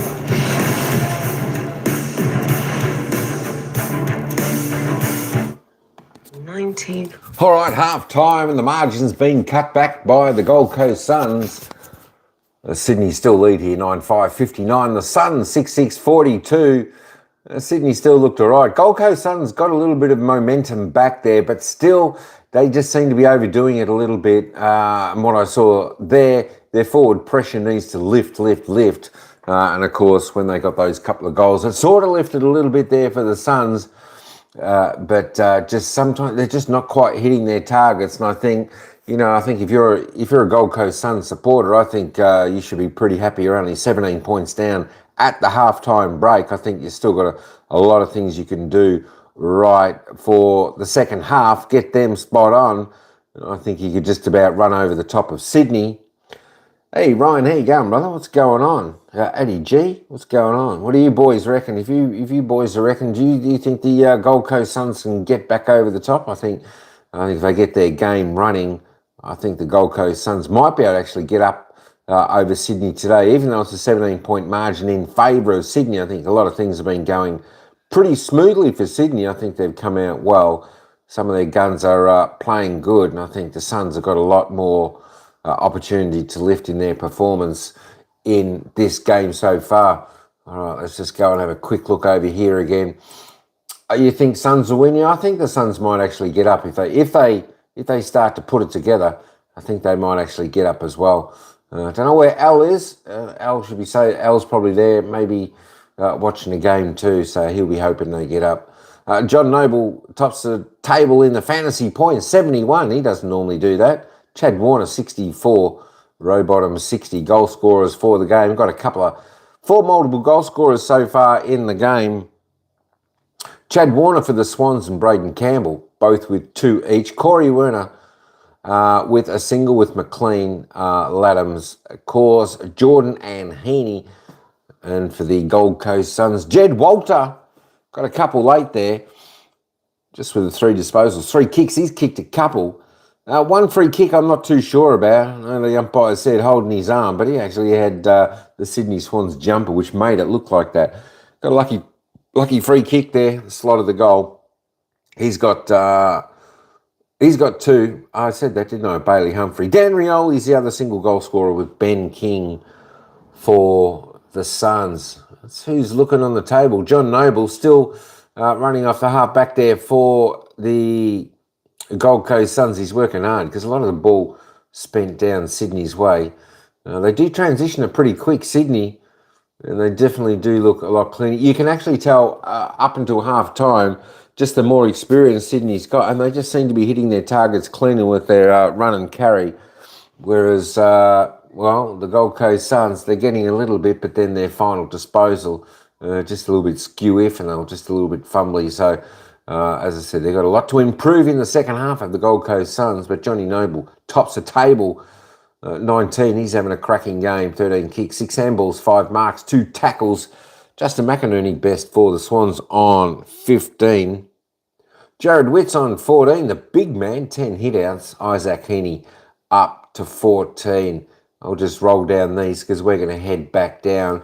Actually, I'll just roll down these and I'll put the volume back on to the commentators. They'll give a bit of analysis on the opening half. 6:42. Welcome back to the Sunday Ticket this afternoon, and welcome back to Dermot Brereton. Derm, the Swans exploded out of the gates, didn't they? They led by as much as 29, and they've said, catch us if you can. Yeah, they were partially run down in that second quarter a little bit, but it was Chad Warner. How good was he in the first quarter, getting the ball out of the middle? They've played a really good brand of football. They've taken it up to the opposition. They've taken away some of the opposition's strengths as well as exploiting their own. So, as I said, those 2 boys in the midfield have been wonderful. Have a look at the contested possessions count. Sort of the flip side. It tells us the Swans dominated that first term. Suns fighting back in the second. Swans won the first 8 clearances of this game. They were extraordinary. We know that they would have been looking at Rowell and also looking at Anderson saying, let's keep them under control. There's a really good way to keep them under control. Get it yourself. So if you've got a lockdown job on one of them, it's awesome when you've got a teammate like the Chad or like Isaac Heaney who keep winning it themselves, because that means your Robbo hasn't got it. Yeah, it was really good play. We talked about this in the pre-match. The fact that he re-signed this week. He's been walking around probably feeling like he's got boulders on his shoulders. He's put pen to paper. He knows where he's going to be for the next couple of years. He's freed up that shoulder and he's swinging freely, and he's kicked a couple already in this opening half. You reckon he's pointing to the back of the bleachers and saying, that's where I'm hitting it? Those first 2 clearances you saw with the first score. He got that out the centre. It made a stoppage just forward of 50. He got it out of that stoppage and kicked it to Laddams. And then he runs the length of the field on that play and bangs one through from the goal square. And once again, as you called it, he said, catch me if you can. But yeah, look, they've been fantastic, and he shows the skill there. I also put on the agenda, we need goals out of the midfield. Heaney's given us 1 for per game for the year. He's on the board. He's had 3 shots, though. We've got 5 out of true midfielders already. So the Warner brothers got 3 between them. James Jordan's got 1, and also Isaac as well. So there's 5 out of the midfield by half-time. Damien Hardwick told us in the pre-match it was the connection. It was the connection between mainly the mids into the forwards and what that delivery was like. So we get a chop-off here by Rioli. You've got to take the right option so that you can overcorrect and say, I've got to get it in, I've got to get it in. Look at this. He flicks that handball over there. They run inside forward 50 and they kick a goal. So it's up to Jed Wilder to win on a one-on-one. He can't. But just trust me, the ball goes to the end of the field and the Swans kick a goal. So as much as you want to correct the way you bring the ball inside the forward line, it's still about taking best option. And that's one of those ones there where the Suns, they pretty well robbed themselves of an easy shot at goal. We know some clubs like to tag, some coaches don't like to tag. Let's get down on the boundary to Alistair Lynch. Lynchy, we are witnessing 2 terrific lockdown jobs by the Swans at the moment. Yeah, absolutely. You just focused on the 2 keys for the Sydney Swans in Warner and Heaney doing a great job in the first half. And this is where there is enormous upside for the Gold Coast Suns. I mean, Rowbottom and James Jordan going to the keys for the Gold Coast Suns and not making an impact. You think the real difference in the game is the clearance differential. The centre clearances, -8 for centre clearances are the Gold Coast. And these 2 guns, Rowell with 0 and Anderson with only the 1 clearance, is massive room for improvement. I think the difference at half-time, 17 points, and I think with the 2 Jed Wilder goals late in that quarter, I think Gold Coast will go into the second half very confident. If they can just tweak the dial with their guns through the middle of the ground, get their hands on the ball first, and importantly, get that connection moving inside forward 50, they're well and truly in this game.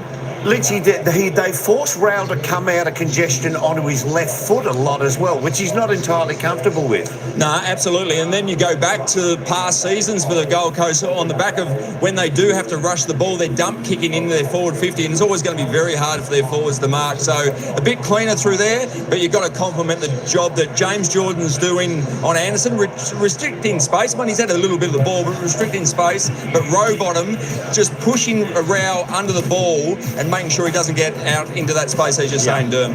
Okay, margin 17 points at half-time. It's an intriguing tactical duel at the moment. Can the Suns storm back into contention?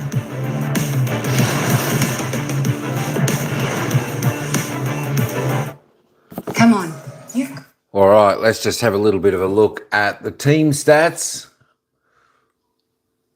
There we go. Actually, we didn't have a look at the lineups before we got into this game. So there is the teams and the lineups for these 2 teams. For the Gold Coast Suns, no change, no ins, no outs. Connor Buderick is the sub. And, of course, for the Sydney Swans, Ben Patton, Peter Laddams coming in for them, Sam Wicks and Joel Hamling going out for the Swans. Of course, Tom Hanley is the sub there for the Swans. That is the lineups.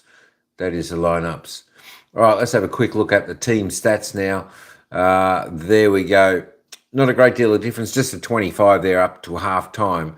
The kicks, the Suns doing a little bit more handball there. The Swans, though, they like to just get it and kick. A little bit different for the Swans. They do normally like the chain up, the link up with a handball.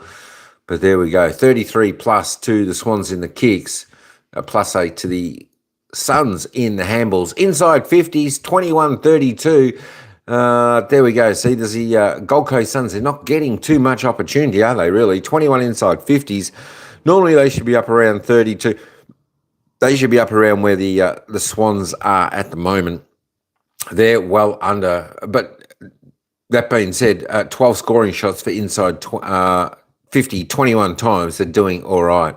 52.4% efficiency inside 50. The Swans, though, are 32 inside 50s. 14 scoring shots going at 53.1 inside 50. Both teams, well, they've lifted their efficiency around the ground. 71.9 for the Suns, 73.5 there for the Swans, going all right. The free kicks, well, they're evening out a little bit now, 9-12. The Gold Coast Suns still not getting a good crack at the free kicks. The crowd certainly lets them know there. All right. There was only one free kick that I saw that probably cost the Gold Coast Suns a game. That was the one with the holding on. Stoppages, though, the Sydney Swans, they just continue to dominate in this area with the hit-outs +6, the clearances +7, and the centre clearances. Swans getting their hands on the ball on the first bounce there. 3-11. The Gold Coast Suns need to lift in this area so they can get first opportunity with the ball. The stoppage clearances all pretty tidy, as the contested possessions are both contesting reasonably well there. 63-65 uncontested. Well, Sydney just a little bit more there by 21 half-time, not too bad. Suns on average, and of course Swans above average a little bit. Turnovers, 33-35. Yeah, it's pretty well about normal. Of course, the marking, not too bad. 38-47, not a great deal in at 9. Just a few extra chips there from the Sydney, but the marks inside 50, 4-8. Suns, as I said, they need to spread their forward line, maybe come up the ground a bit, get a little bit of run back, and try to find that open player, find a bit of open space for their targets. Sydney's already on 8, just about on the season average, so that they are doing that a little bit better than the Suns out there today. Contested marks, 3-5. Sydney a little bit more stronger in the air, and of course, let's have a look at the tackles. 20-28, bit of a low scoring tackle game, I should say. Tackles inside 50. 2-7. That's what I was saying. The Suns, they need to put a little bit more pressure when they get inside their forward 50. All right, that's enough for me. Let's get back to the commentators, and they'll continue with their analysis of the opening half.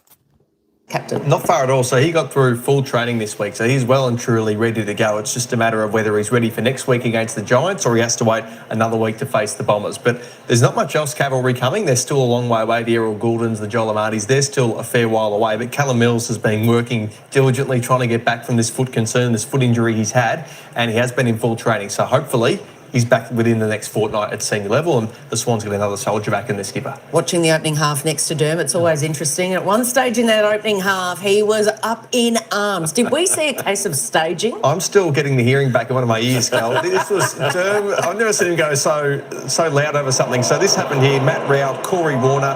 Now, Matt Rowell with a glancing contact to the face, to the side of the face, you would say. Corey Warner sees that he gets the free kick. He gets up pretty quickly, no fuss, kicks the goal, has a very nice big celebration. Derm, I think we know your thoughts, but what are your thoughts of the people out there watching now? The number one issue we've got in this sport is head injury assessment. That's the number one issue that's on ground that transfers to off ground. That boy clearly didn't get any contact to the head. He went down, grabbed at his head and lay still. The umpires are obligated to go, that's a head injury. I'll go in, free kick, and he jumps to his feet. You cannot stooge head injuries to the umpires, because if he falls into, is he acting, is he not acting? No, and he gets that wrong, we'll be up in arms. That is the one area. I don't care if he's saying, I've touched it on the line. You cannot stage for head injury. He's got to get a fine for that. Well, the MRO's given out staging fines this year, so that's open to the MRO, and we'll see how it goes. If they're watching Fox Footy, I'm sure he will be. Just on the Kangaroos, they open round 8. Are they going to be missing one of their star players this year? Just a watch on Paul Curtis and the tackle on Josh Sin. So it's just a really question of, is there excessive force in this tackle? Sin's vulnerable, yes. The other factor of a dangerous tackle is vulnerability. Excessive force. If there's excessive force in that tackle, if the MRO decides that in the AFL, then he's looking at least a 3-match ban. If not, then it's not a reportable offence. He gets 0. So the system can be a bit flawed sometimes. It's either 3 or 0 here. And he's also guilty of being totally unaware that there was somebody chasing him. And that, I know you'd find something different to it, but there you go. That's what's facing the MRO at the moment. Left field, that's why we love it. Looking forward to watching the second half with Derm. I hope you're looking forward to watching the second half wherever you may be. It is the Swans by 17 points. Back with more from People First Stadium right after this.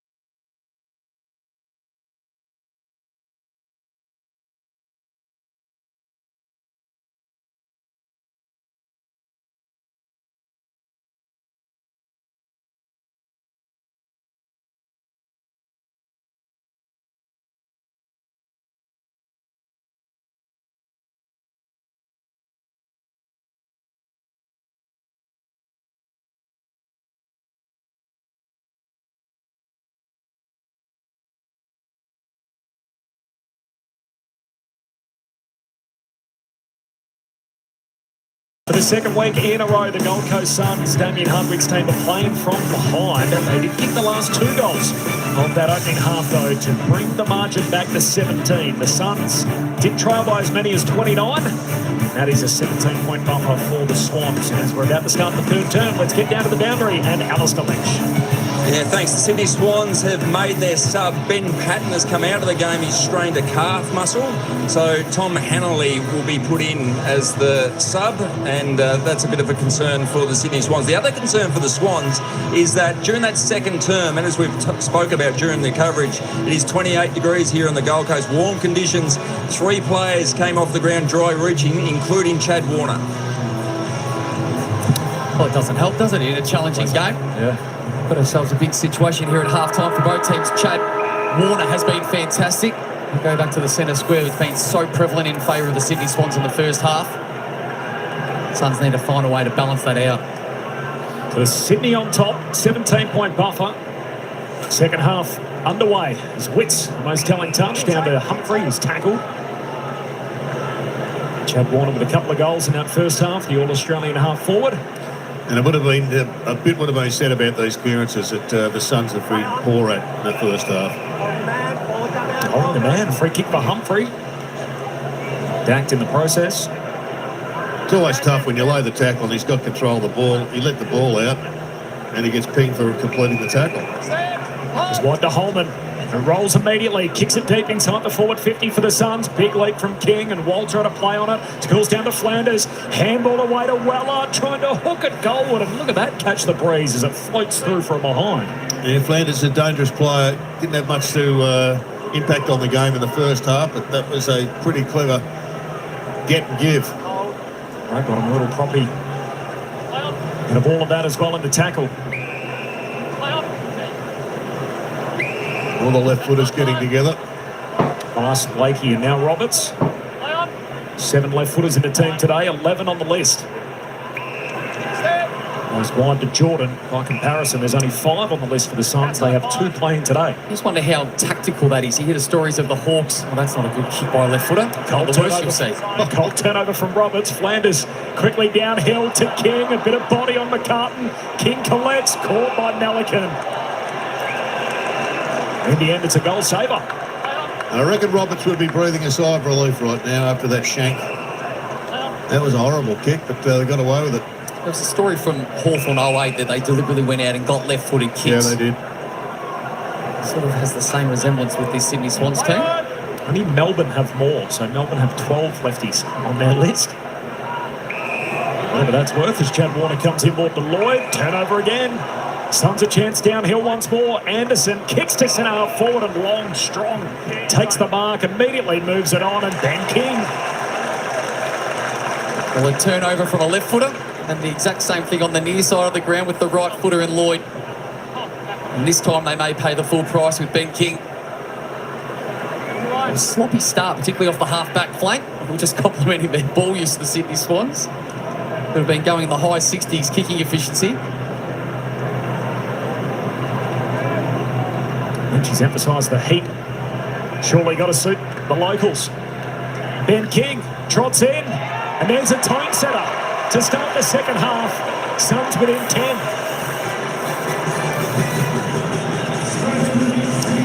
Well, it's good response by the Suns, but they've been able to better by 2 shocking kicks from the half-back line by Swans players. I mean, just can't. There's no excuse for it. Jake Lloyd, as a senior player, he'll be just asking himself, how the hell did that happen? There's the kick, and a good turn and go. Everybody's off. Everyone else is out of position. You see King's direct opponent. He's thinking, okay, I might get on the end of this. I'll go and make the ground big, go wide. And then there's his shocking turnover to Ben Long. Great turn and go.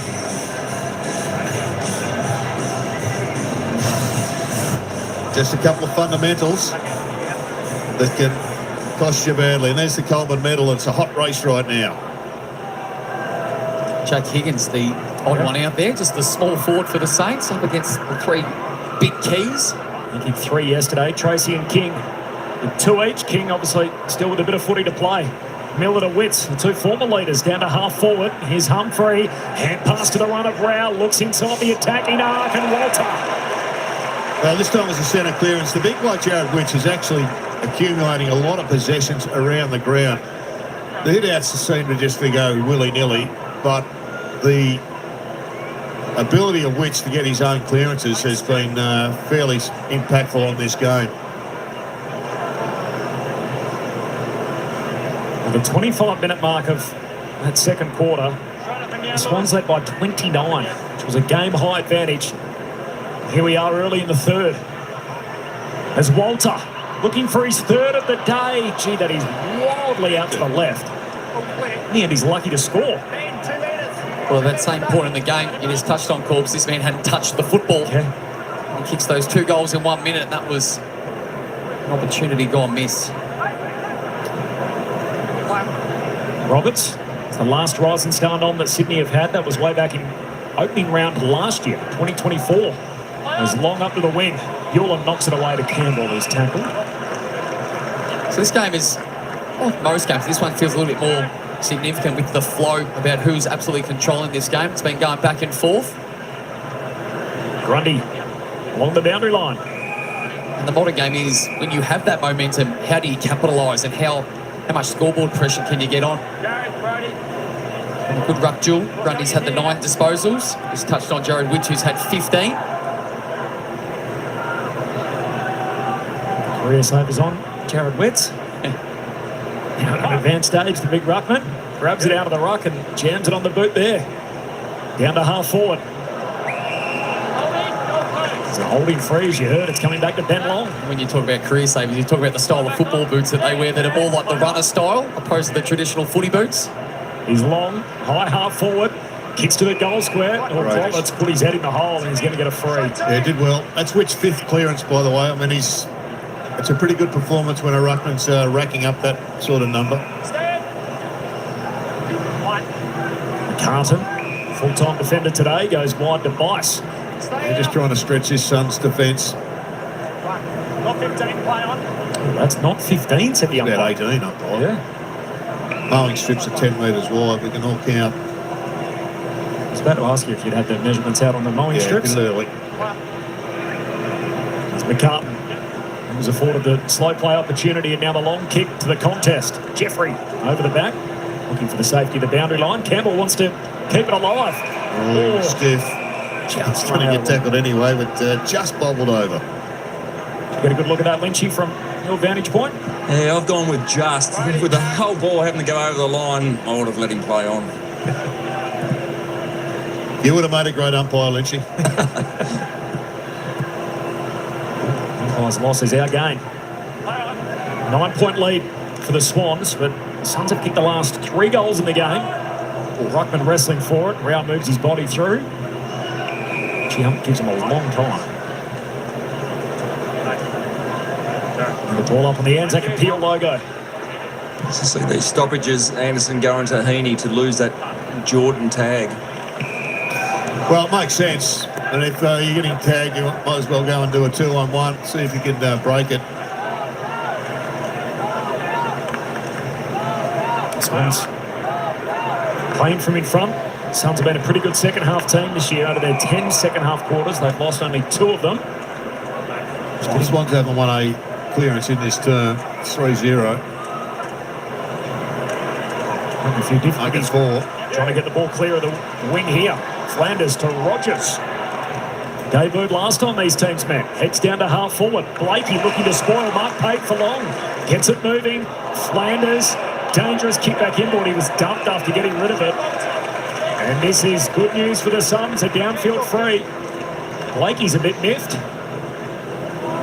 Well, he can't see whether it was high or late. In his opinion, the ball's gone downfield.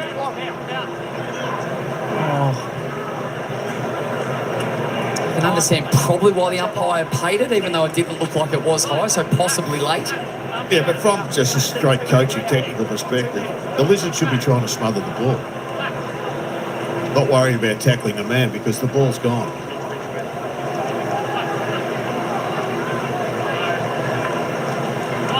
In he skips. Walter for number 3. It's there. And the Suns are coming. Well, they're on top in most areas now, the Suns. The clearance game is all going their way. The inside 50s is 6-0. The Swans haven't come out to play. And when you're borderline, then you are just allowing the umpire to make a call. And there's no point arguing about it. They've probably had 3 calls. that have cost them 3 goals. 2 free kicks at the other end of the ground to the same man.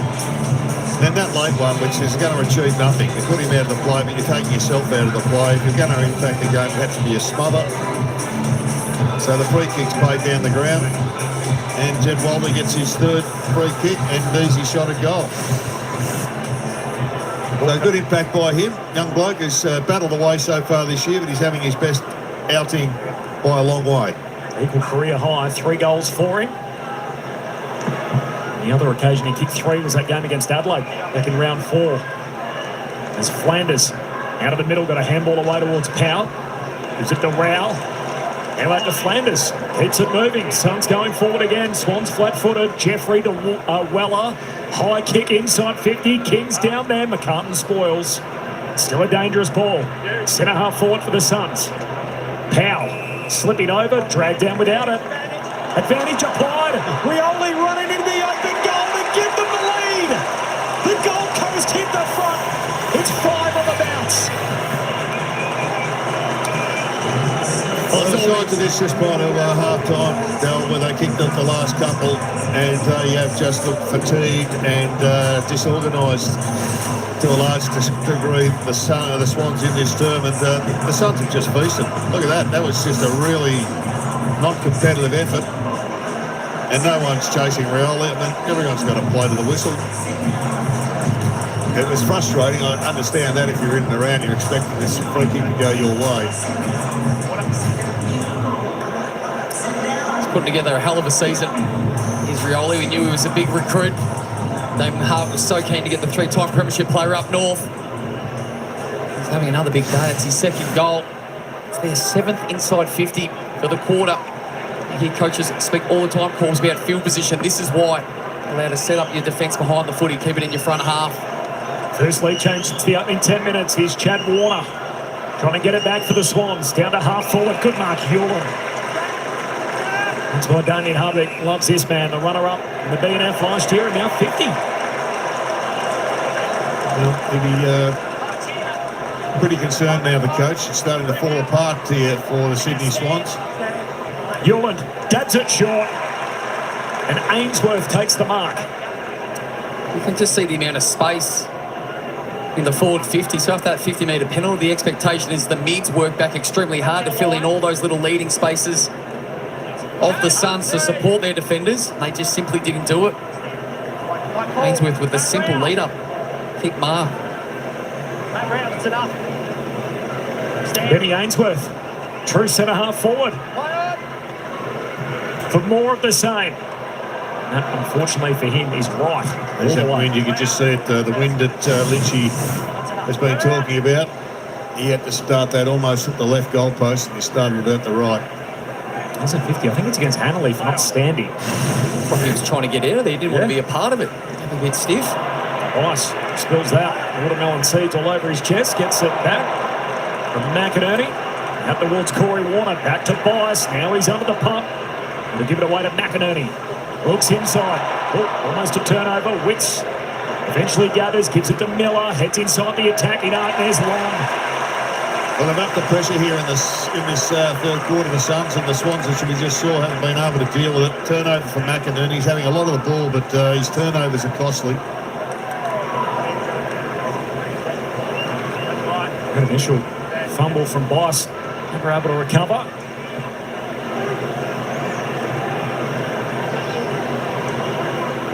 Here's Ben Long. He's hot start to the season, spotlighted during the week.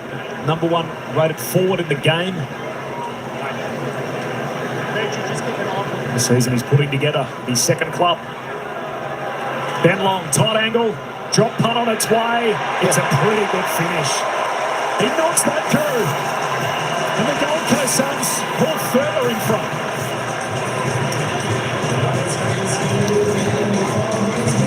Yeah, just great pressure.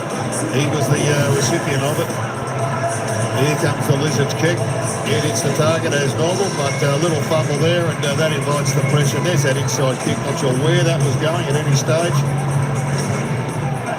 But the turnaround has been quite extraordinary. The question is, have the Swans got another gear to fight back here in these heats? Or just lack of game awareness there from McInerney. trying to lace one through the middle of the ground under pressure. There's options and multiple options long down the line just to get some field position. We spoke about it in the first half. When momentum is against you, a stoppage is okay on centre wing. It's trying to kick a Hollywood one through the middle. Turnover. There's a real worry for Coach Dean Cox. 6 on the bounce for the Gold Coast. From 29 down to now 10 up. It's all happened since the 26-minute mark. That second term, we've now travelled 14 and a half minutes into the third. Pretty quick time. The Suns have gone from a long way back to now running the game. Miller out to Jeffrey. Comes wide to Weller. Another forward 50 entry for the home team. King to target, and Roberts. Well, Heaney hasn't had a touch this term. Ollie Florin hasn't had a touch this term. Here's Mad Mac. Trying to get it on the way down. Left it behind. Francis. Sweeping handball. Away to Chad Warner. Decides to put it on the boot. High up and under. Collins and McLean. McLean a good effort. Had 2 looks at it. Couldn't reel it in on the way down. Shoots it inboard to Hanley. Away to Cleary. Handball wide to McLean. Back to Hanley. Good smother. Andrew finds us over the boundary line. Yeah, that's up and about now. The Swans need their best players to lift. And Rowbottom has just hit the bench, hasn't touched it as well. So the engine room not really getting near it. Roberts across the half back line, the only one really having a significant impact. Chad Warner's had a few, but if they're going to get back into this, the top 6 have to start getting back on top. Swans need a circuit breaker as Laddams wins it down. Heaney left it behind as it slips through his legs, well as handball picked up by McInerney. And the other thing, the ball by McInerney. Jetta, clearances +5 for Gold Coast in this third term, so they've turned that around. Yeah, 100%, Lynchy. They've just totally dominated every element of the game in this term. Laddams' early contact on Reid gives away the free. Well, you spoke, Calls, about the ability to maximise the impact on the scoreboard when you've got momentum. The last 15 minutes, Suns have been inside forward 50 11 times for 6 goals, 3. So 9 of 11 times they've gone inside forward 50. They've scored 6 of them goals. It is red alert for Dean Cox. Just highlights the pressure it puts on the opposition, those defenders that need the support to be able to try and minimise scoring threats and just control the game. So this is good. Kick mark is perfectly fine. Get your hands back on the footy. Suns trying to switch. Now to the sunny side. Well, I think they need to come back this side now. They've set up well Gold Coast behind the ball. Far wing from us on the Narang River side. As Corey Warner goes short to Hayward. Oh, there's a free kick. Corey Warner caught the tangle off the ball. You saw the umpire there. Got him high. Free kick for the Suns. Holman tried to use it too quickly. Now Holman's going to get Bice home. A little bit lucky there because he had another fumble there, Bice. Bice bouncing away. Kicks down to Hanley. He looks inside the forward 50 now. Kicks it deep. Looking for Heaney. Hand on it. Not quite. Out of play. This is the first free kick. Holman and Corey Warner. Shoving high on the jumper. Not a lot in it. I get it. We understand, but there's not a lot in that. Two guys that was a nonsense. trying to make some space. Forward 50 for the Swans. And make something happen here. That was Noble collected high. Will Hayward showing a little bit of frustration. He's given away a couple of free kicks and tackles in this term. Once cost a goal. Needs to get down to business. He's not having a great day. He has to turn it around. He's only had the 5 disposals, Jared, so maybe that's where some of that frustration's coming from. 3 kicks hasn't hit the scoreboard. As yet, Will Hayward. Noble to Collins, back to Noble. And let his man just run off like that. I mean, that's almost... Coach needs to have a bit of a chat. He's Cleary, picks it off for Sydney. To Roberts. Now again the switch. To Malikan. Handball out to McCartan. Swans have conceded the last 6 goals in the game after once leading by 29. Backing board they come to Riley Bice. Pick 41 in last year's draft. The pick they got from North Melbourne for Luke Parker. I think his jumper might have come with it. Yes. The number 26 on. It's a straight swap. That's a really mature effort, though, this by the Suns to get themselves turn it around. and not concede any score whatsoever in this term. Corey Warner goes along to the hot spot. Reed down there looking for a juggled mark. Hanley tackled immediately. Sub was on the ground for Ben Patton. Just leave the ball on the ground. Keep containing the push. Nicked his calf just before half-time. Then she told us been subbed out in the main break. That's it for the former Saint today. McLean coughs it up. Graham to Miller. Getting it out of defence. Long kick up to the wing. Oh, good mark, Humphrey. That's a great one-on-one win. Not getting a lot of it, but having some really impactful touches. Humphrey, long contest, kick down to half forward through the hands of McCartan. Bice at the back to clean it up. Melican sends it back down the wing. They'll be going on there, and the Humphrey wrestle with Florent. Humphrey got it out to Hewlin, coughs it up. Hayward to Corey Warner. McLean paddles it away to Chad Warner. Can he spark them? He's off and running. Heads down to half forward. Here's Francis, the forward. Been a real positive for them, Francis, but they need a goal out of it. Rolls from 55 metres out. He says, I'll do it myself, as he loads up from long range but misses. He's presented well today. We've spoken about him numerous times. His ability to make the kick easier for the ball carrier. That time was Chad Warner, who just maybe went into second or third gear just to work his way through that initial contest. But he's been a blessing in the last quarter last year, and then even what he's done so far today. It's our first score of the quarter. 4 goals, 3 at the other end. The Suns, after trailing by 17 at halftime, on top by 9 points. Here's Miller. Handball back inboard. Clever. Anderson threw his boot at it. Suns able to mop it up. As Lloyd comes wide to McInerney. Now under a fair bit of pressure, looking for Chad Warner. Slips through to Jeffrey. Banging it back the other way. The Suns do something at centre-half forward. There's another free kick and a tangle. Humphrey is going to be rewarded. It's his third one-on-one that he's won. Bit of intervention already in the quarter. Humphrey loads up. That is a foot cannon. He's heaved that from downtown.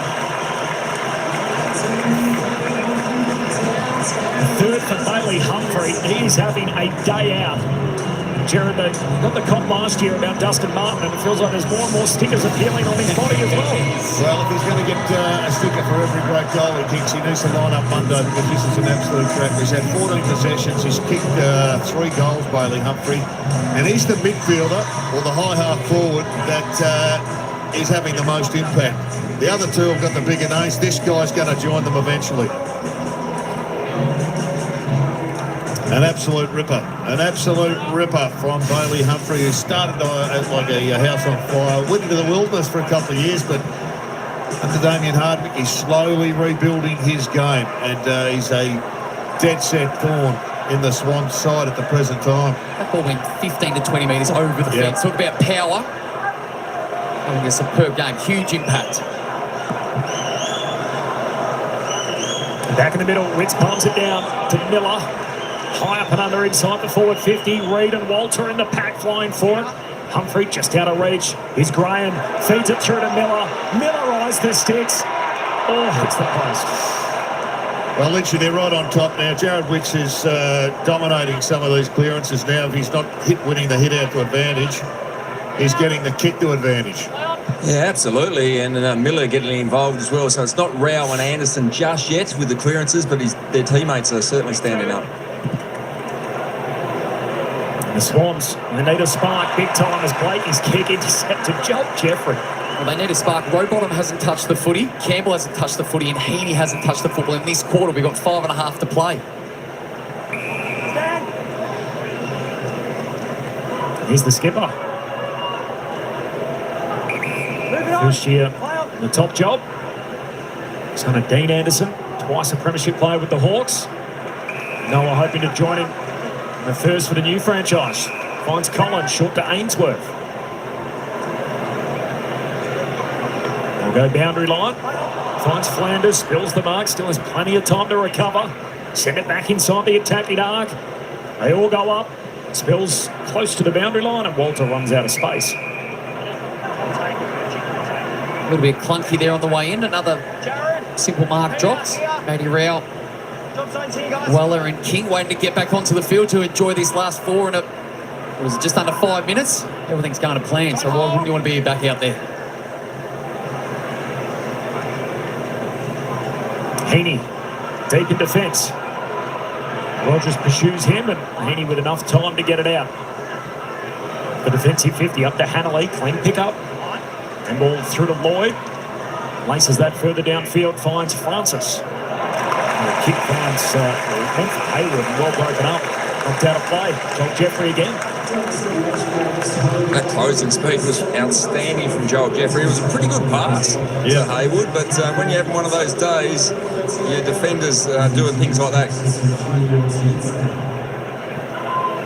Another second generation VFL AFL footballer, son of Russell Jeffrey, former St Kilda and Brisbane Bears footballer. Joel off the back flank. Here's Anderson. It's a handball going forward. Lloyd needs a critical one-on-one win. Gets a hand from Bice. Gives it to Jordan. His hand pass knocked down. Rogers is onto that. Kicks deeper inside 50. Reid. Brilliant pressure once again from the Suns, aided and abetted by the fact that Jordan hasn't got a left hand, and we'll get back to that vision shortly. But the pressure's coming from their right-hand side. You've only got a right hand, you are in big trouble. And that's what they did. They turned over and exposed a skill deficiency. And they're going to line up for a goal for young Ethan Reid.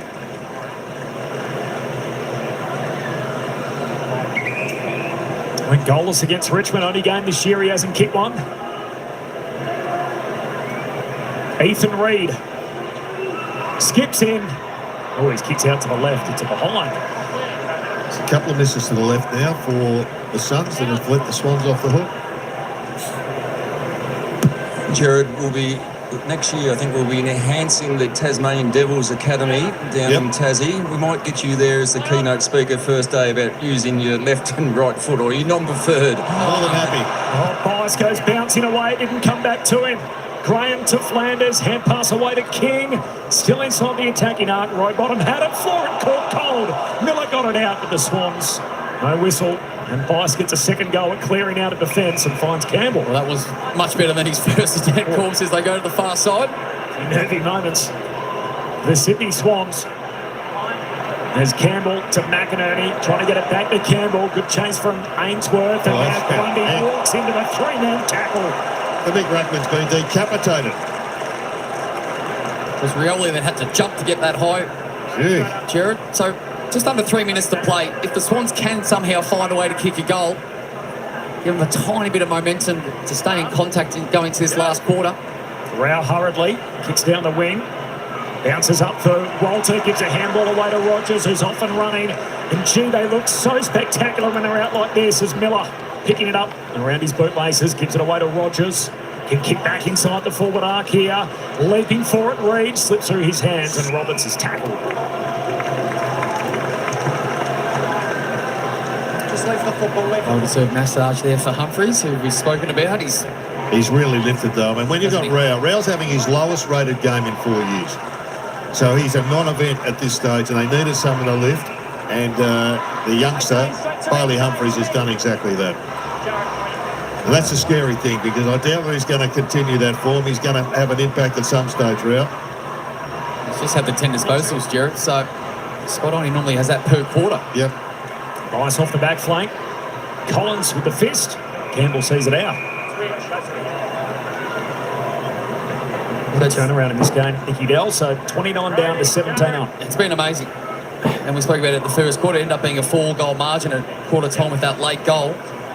It felt like the Swans should have been further in front with their dominance. This quarter completely controlled by the Suns in all phases. 7 unanswered goals for the Gold Coast as Ainsworth handball back inboard to Hewlin, draws the defenders, gives it back to Miller. They work their way through the maze to Rioli, kicks inside the attacking arc to King. Well, the Swans have stopped or walked. Their pressure is non-existent. You see players behind the contest just walking, they're observing. White flag's gone up in this term, which is a shame given how well they started. But it's just a great credit to the Suns. They have continued to get better and kept the work rate up and are putting the Swans to the sword.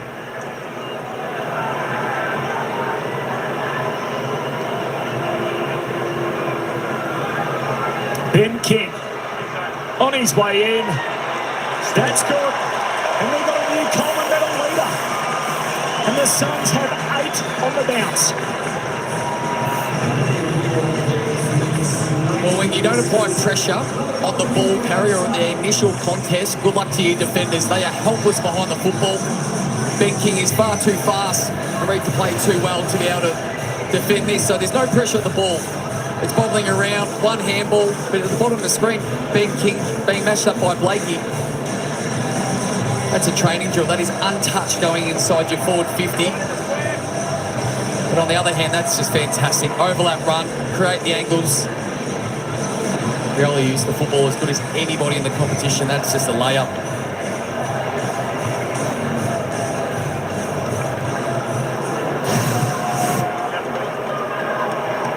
Had a quiet day, didn't he, against Richmond last week. And Noel Bolter for company, kept to 4 disposals and just the 1 goal.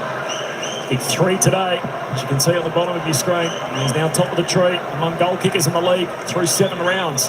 Heaney to Chad Warner. They need the ball in their hands a bit more to McInerney. He's lost his footing. Suns win it again.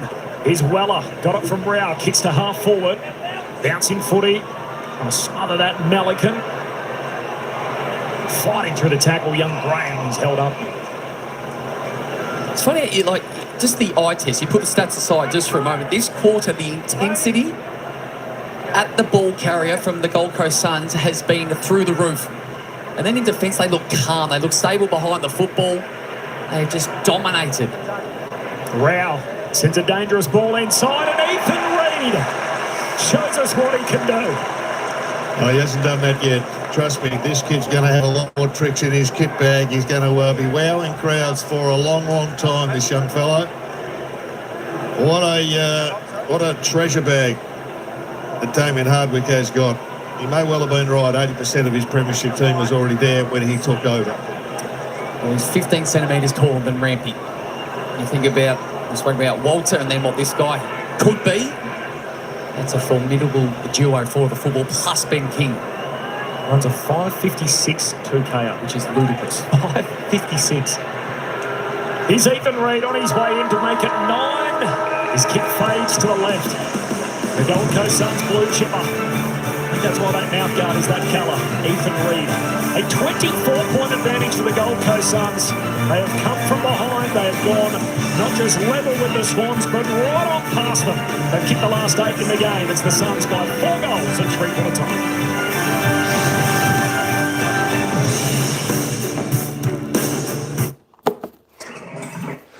All right. Wow. Great quarter there by the Gold Coast. Certainly was. Addy G. Gold Coast cranking on 6 goals 6. Well, they put their entire score on up until half-time in the 3rd quarter. The Sydney Swans could only manage 1 behind. That's what we thought, didn't it?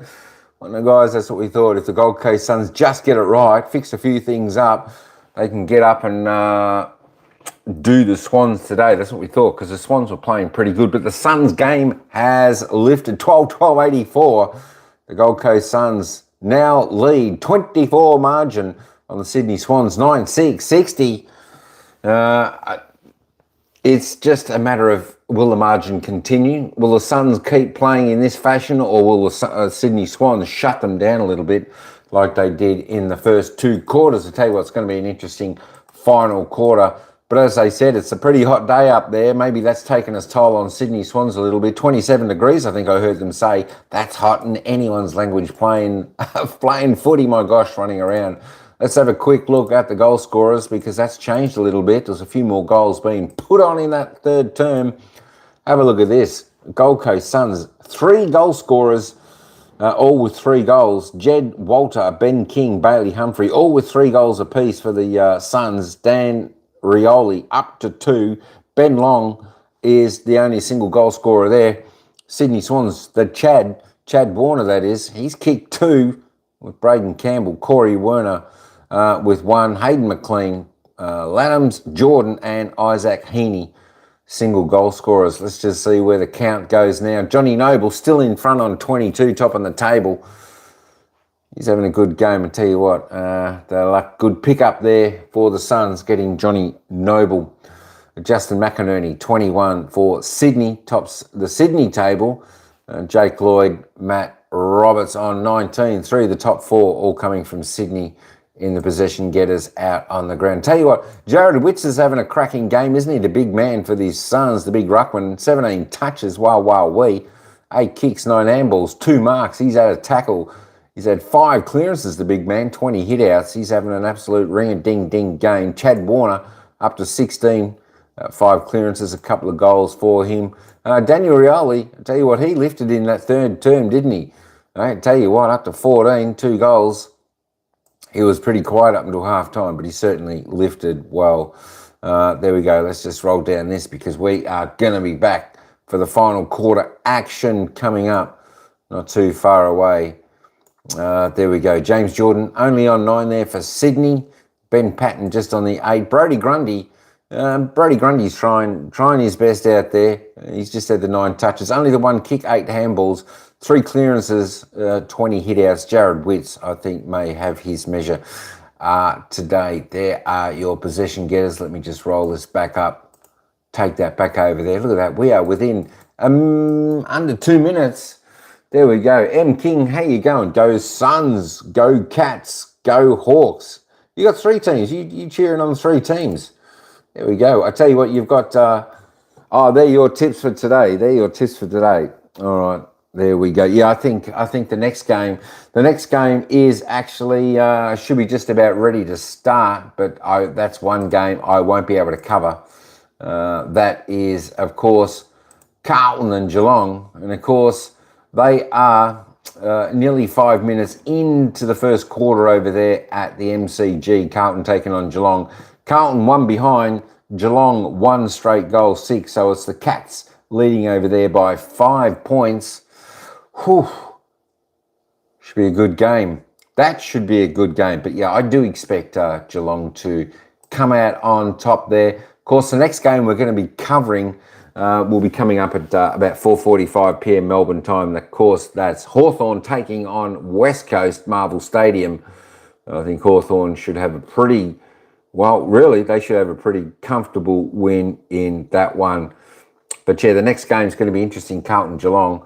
I like Geelong, but if Carlton get their game together, well, you just never know. All right, that's enough of me talking up here until 3/4 time. Let's head on back down to the ground and they'll take us into the bounce the ball for the final quarter. It's the Gold Coast Suns by 24. Can they hang on? It's a response. It was almost a complete reversal of what we saw in that first quarter, Corbin, where it was the Swans dominating all phases of the game to have a 4-goal lead at quarter time. And then that was, rarely do you see 30 minutes of football owned by one team. Normally through some stage of that 30 minutes, the opposition gets some chance to have a look at it, but not the case. Keep in mind, last week, Port Adelaide versus the Sydney Swans, there was 15 shots that the Swans have, so they are a fit team that can come home with a full head of steam, and they will need to do it once again. Yeah, going to have to reverse what they look like in that term. Didn't look fit at all. I mean, we know the fitness comes to mind depending on how you're travelling in the brain. But they had a 30-minute spell there. They weren't anywhere near interested in the contest in that particular term. Got schooled by a lot of the Suns, and they got schooled in the middle of the ground, which they dominated in the first half. So it's back to the guns in the middle. On both sides. Lynchy referenced Damien Hardwick. The Suns are off the porch, ready to run with the big boys. Final term underway, 4-goal lead for Gold Coast. No clean pick up there as Humphrey. Yep, he's getting the free again. It's just tough, isn't he? He puts his nose over the football. He's next to Anderson and Rao. They all play a similar brand of football. He's out of day, Humphrey. He sends it long inside the forward 50. Walter gets a running start. In the end, broken up by his teammate King. Got it out to Rao. Rao pops it through. More of the same. It's 9 unanswered. Well, essentially it was just a ball one through. I think it was a swinging arm trying to knock the ball out by Heaney on Humphrey. But the long kick, he's a darn good kick, Humphrey. Gets many, gets a lot of metres going.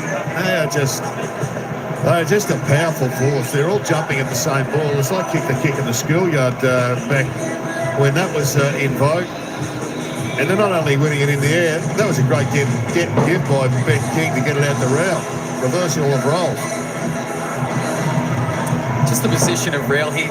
Just sits in the pocket, in the vision of the ball carrier in Ben King. Just plays percentages. And just a nice, tidy finish. Hasn't had his biggest day, but it's part of this collective midfield. They've fought back so well after quarter time. Matt Rao joins in the party. It's his second goal of the year. Rucks immediately lock up as they have done most of the day. Here's Anderson. With arm free, gets it going forward. McInerney to Florent. Hurried kick down the wing and a one-hander for Rowbottom. Keeps it moving. Over the head of Campbell and Rioli picks it off. Almost mission impossible for Sydney now. They've lost their momentum. They've lost their structures around the ball. They're playing against a pumped-up side with a relatively new coach to the group. They got whacked last week, so they're as motivated as they could be. So it's going to be a really big challenge for the Swans to get back involved. Here's the forward 50 kick. They come from all directions. Spills down to Heaney, to Rampy. Want to get it out of defence. Cold turnover straight to Collins. And that doesn't help. Off half-back for the last quarter and a half. They just keep turning the ball over. Yeah, it's been extraordinary watching it, Lynch. It must be even more galling at ground level. Is there a marker in all of that? Not to be close to the boundary line, and he's happy to see that. Well, Jetta, we know when we've played and we make mistakes, it's energy sapping for the rest of the team because you run offensively with the transition of the ball, you turn over. What happens is you stop running. Yep. So then it just snowballs out of control the other way. Wits arms it down, Rowbottom tackle. So apart from the trying harder, is there something the coach can do in this moment to help the Swans out? Well, not a great deal because it's not drastically different to what they would have gone with at the start of the game. Midfielders not getting their hands on the football. Rao looking for another stoppage goal. Feeds it to his mate Holman. He sizes them up. He makes it 10 straight.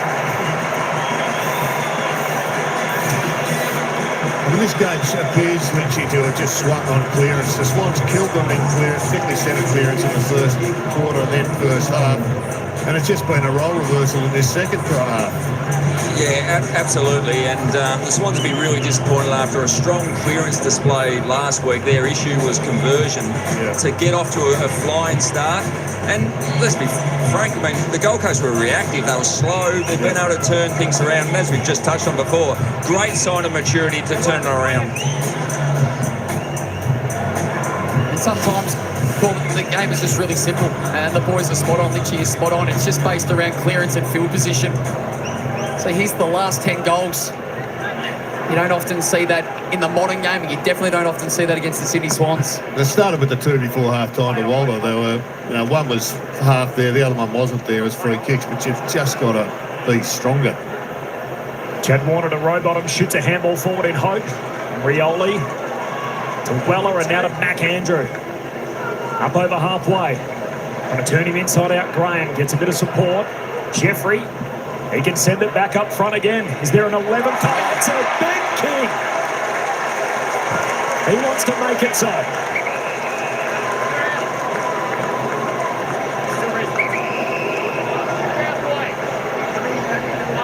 There's the frustration from the Swans. They've done this to many teams over the years, and now it's happening to them. Gold Coast out. Chad, stay out.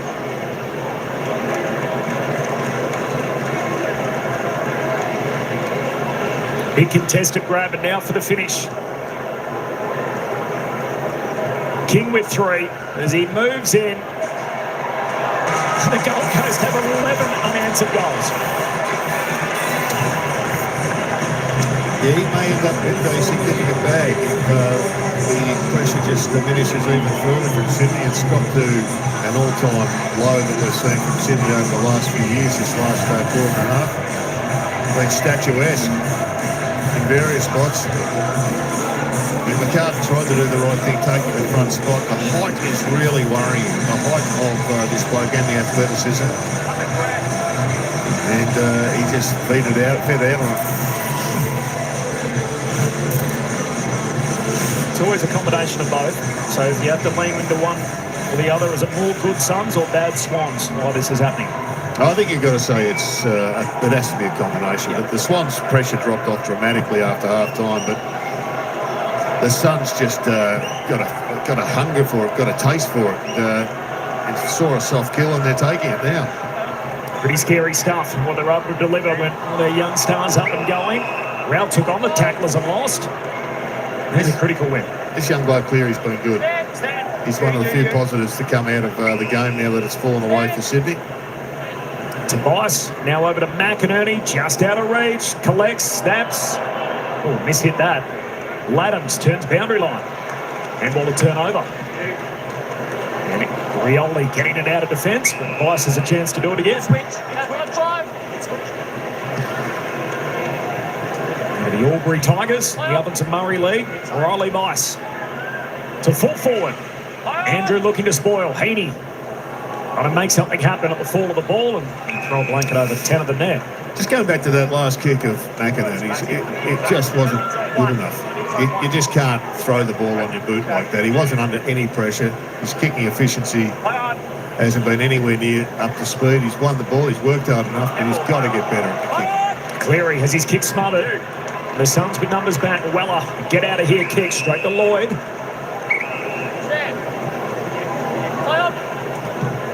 Little uncertain, looks into the pocket, turnover.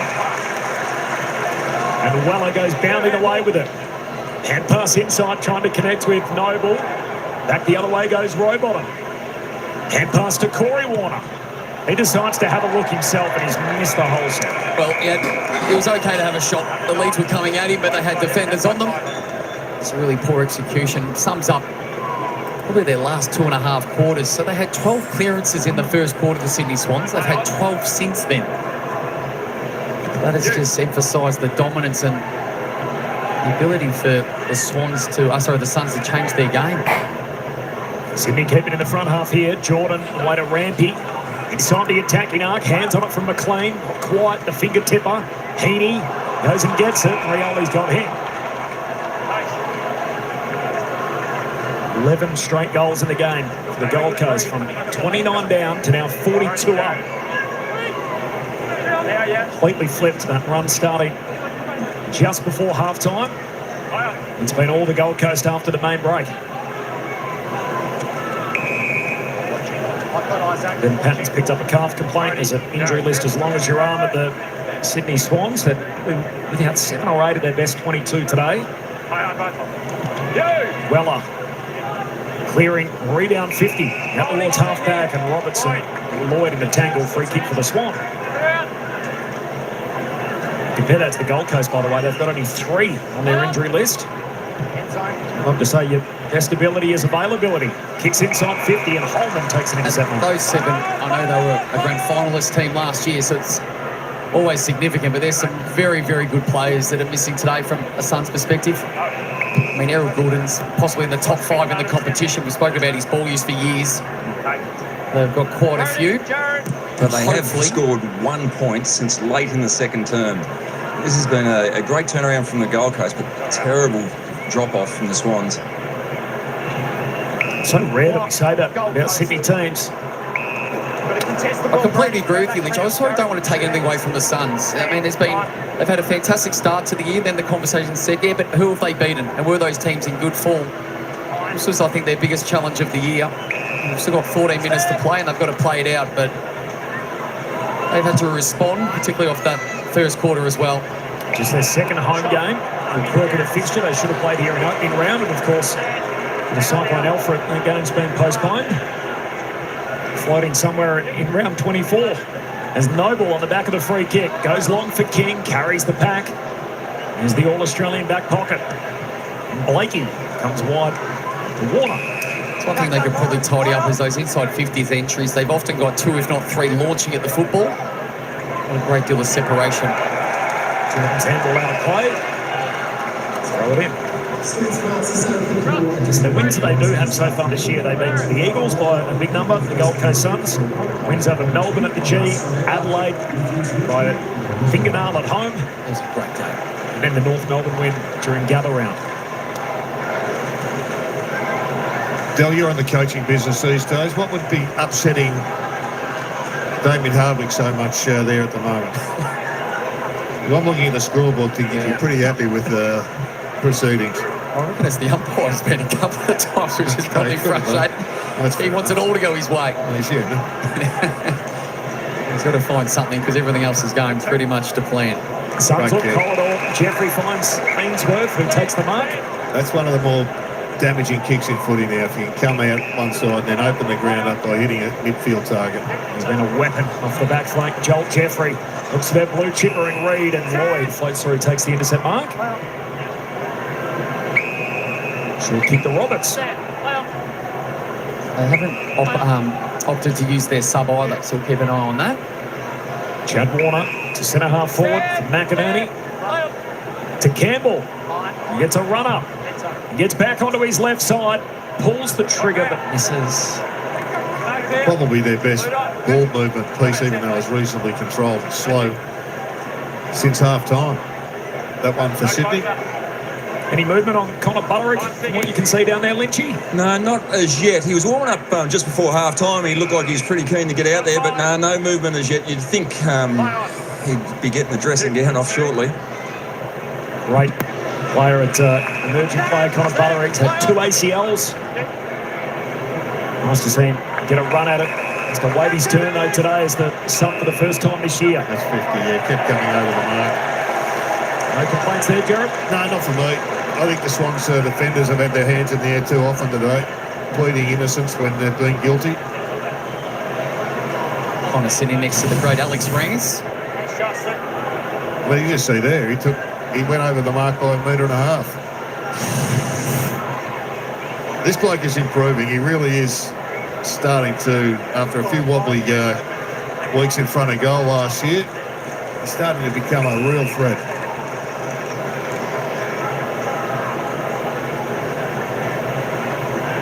That's how costly the 50 is. Look where Tom McCartan's standing now. Deep inside the defensive 50. And Ben King.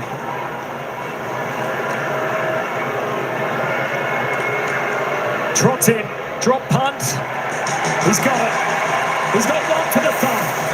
It's a bag of 5 for Ben King. Yeah, good result. Just to put into perspective, Jason Dunstall used to call 10 a bag, but Modern game will go with 5. It's a bit different. So he's led up the ground. He's done well. He's long-time footy manager, Wayne Campbell, star for the Tigers, captain of the Tigers. Long-term servant up there now.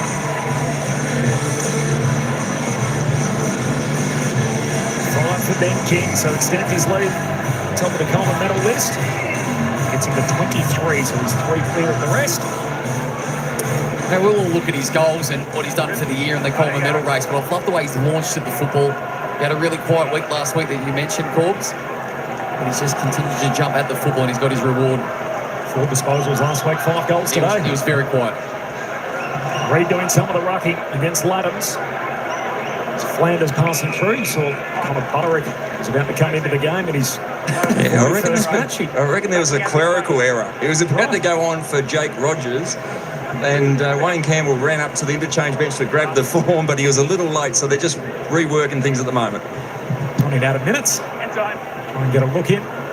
Quick break here for the Swans.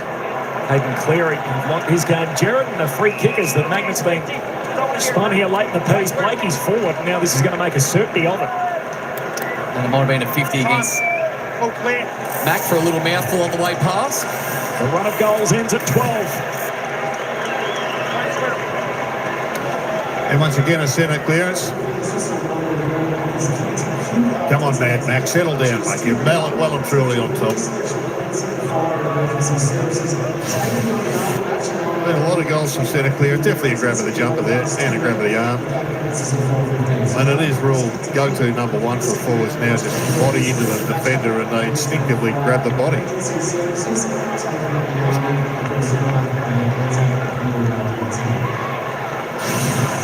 If you want to get a feel for the pecking order at this football club, That's Connor trying to get on the ground for his first run, and Matty Rao saying, no thanks, I'm going to go straight to the centre square pants and took his spot.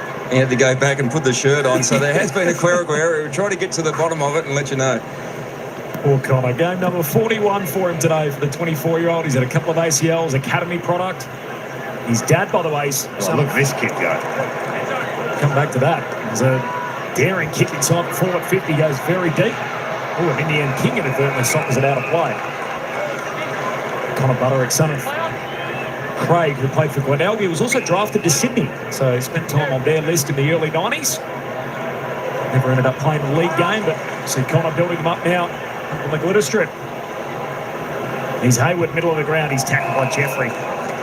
There's another Swans connection with the Gold Coast Suns as well, as their runner is Nick Malcheski, premiership player, obviously with the Swans. Premiership hero from 2012. Handy goal late in the quarter, wasn't it? Yeah. They put it to bed and deliver the flag for the Swans. Here's Heaney inside the forward 50. There's Mad Mac. Keeps it in front of him. Gives it to Noble. He's got amazing skill, this kid. Just so good for the game. Great selection by the Suns, and they were thrilled when he signed long term for them. Laddams pokes it through. Noble. It's a hand pass close to the boundary line. Comes out the way of Weller. He's tackled. Gee, good effort. And Corey Warner's going to win a free for it. He's fought hard today, Corey Warner. It's been tough going, as we've touched on, for everybody, but he's had a couple of moments that's probably pleasing. Seeing small signs of growth coming for disposal number 15. Corey Warner loads up. His kick goes right across the goal face. McLean trying to clunk it on the way down. Jeffrey, Andrew, and over the boundary line. Mentioned Mac Andrew, Jared. Of course, he was MGA eligible to Melbourne. Yes, he was. Quite contentious. He obviously ends up with the Suns. His brother, Riak, is actually on the list of the Sydney Swans. Yeah, they're pretty keen on Riak. Not sure where he's at. It's not hard to find a Melbourne supporter dirty with the AFL for changing that rule. Well, interestingly, they had the chance to bid on Riak, and they didn't do that either. After they missed out on eligibility for Mac. There's Flanders, long up towards the back flank. Walter and Francis bang bodies. Oh, man, Roberts wears one as well from Ben Long, so hard at it. And Paul in there. Unfortunately, Riak Andrew is still 5 or 6 away with the shoulder, so he's one of those many names on the Sydney Swans injury list, which is +1 today with Ben Patton nicking his calf in the first half.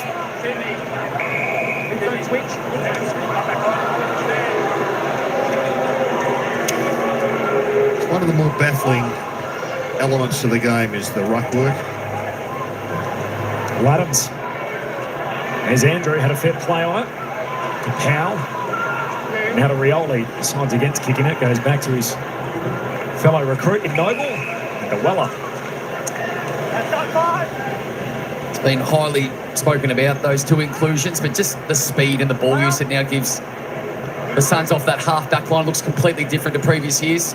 And Weller back in some good form after significant injury. Noble uncertain and retreats all the way back to Mac Andrew.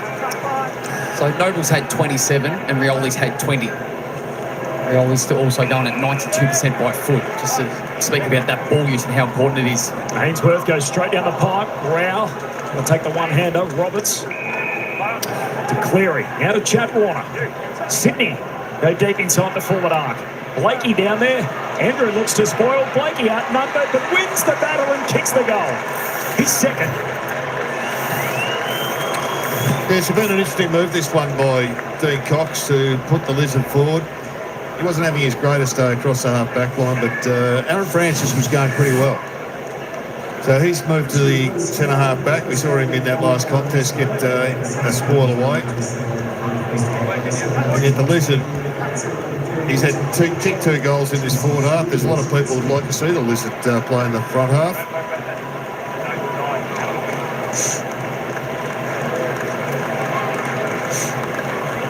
So sometimes coaches late games when there's nothing to lose, just throw something out there just to potentially give us a window into what they're thinking longer term. What do you reckon, Jared? Where would you like to see? Oh, I just love him coming off the half back line ultimately, but you know, if he's playing forward, then there's a hole in the back line for Sydney, so they haven't got that many good rebounding defenders. I really like Darren Francis in the front half.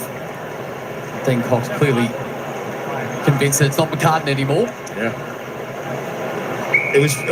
There was a tell two weeks ago with the Western Bulldogs where Rory Lobb went forward late in the game. Bevo was just testing it out. It was important yesterday when they had their come from behind victory. Back to rough and now. Go, Betsy, I'm on him. You go. Man, Connor Butterick. So he's going to struggle to get too many minutes here as he's still standing up, waiting for a look at it late in the piece. Sydney with a bit of go forward again, and a juggled effort from Blakey. Well, that had come from a goal square infringement with a 6.66, which we rarely ever see or hear about. And that was at the Gold Coast Suns end of the ground, so out of camera shot. And that man, Blakey, who's gone forward, lining up for goal number 3 this quarter. Will come after a dozen consecutive for the Gold Coast Suns. And the new life lizard. He's got 3 as a forward.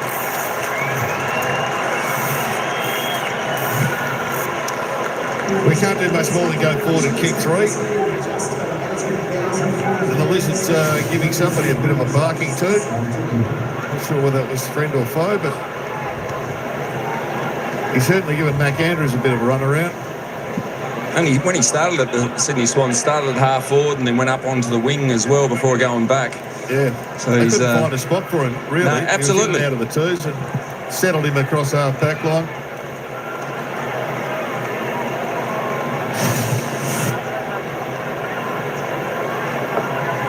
Trying to put a pretty face on it here to Sydney Swans after falling 47 behind. There's Connor Butterick. Yeah, Ben Ainsworth was subbed out. They crossed the T's and dotted the I's and finally got the paperwork in and he's into the game. Straight onto the wing. Number 35 there for the Gold Coast Suns. Give him a run around in the last few minutes. He's Powell. There's a ball knocked out of his hands. Wow. It's a going forward for the Suns, having conceded the last 3 goals. Francis to Roberts. Now to Heaney. Oh, got it out towards Lloyd. That's a turnover. Picked up here by Reid. And comes back to Lloyd, and he's drilled in that tackle. Now the ump will have it. It's a huge response from the Suns. If you just flick the tally on, they came from 29 points down, kicked 12 unanswered goals to lead by as many as 47 points before the Swans, all through Nick Blakey, have kicked the last 3. Continue to see the growth and the maturity of this Gold Coast Suns side as they come to the near side.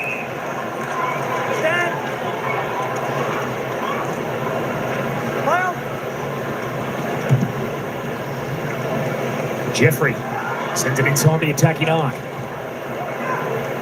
Spills down the Swans way as right bottom to Heaney and now to Roberts. Oh, drops it. Now he's in a bit of trouble. Flanders net. Ball comes out. Rampy trying to scoop it up. Miller extracts it. Got it away to Flanders. He tries to get his leg free for a look at the sticks. Oh, almost lands on Walter as he hits the deck. Bice to Francis, back to Bice. Short kick to Laddams. Isaac Kearney looks like he's in a bit of strife. May well be just something as simple as a corky, but it's there's some pretty nasty corkies in AFL footy. This will cap off a dirty day for the Sydney Swans, a game which they once led by almost 5 goals. Jeffrey to Connor Butterick. He looks inside the forward 50. It'll be a downfield 3. And the Suns will be looking at the sticks again. It's been a tough day for Haywood. It's his free kick downfield as Isaac Heaney makes his way off the field, bottom of screen. So hopefully that is just a corky in the thigh. Well-deserved rest will make him feel better for next week. They got. So here's the contest. Oh, maybe a toot knee right in the thigh. Don't need that at any stage, let alone this late in the game. 5 to play. All caused by a handball going to ground. A 3-metre handball goes to the deck. Tough day for Dean Cox too. He would have been really excited at half time. Wouldn't have anticipated anything like this. Read the beneficiary from the downfield free kick. He moves in. His drop punt fades to the left. Yeah, it's been a baptism of fire for him in many respects. Made obviously really worse by the injury onset. Yeah, that's knee right into the side of the thigh. And hopefully it doesn't become a major bleeder and he's able to be playing next week. It's a pretty important game too, so... Battle the Bridge next week. This time next week, the Sydney Derby. All of a sudden, both teams carrying in multi-game losing streaks. 3-game losing skid for the Swans, and for the Giants, they've now dropped a couple on the bounce. Side to forward arc, Francis. Takes a mark back in defence. And equally a huge game for the Suns next week.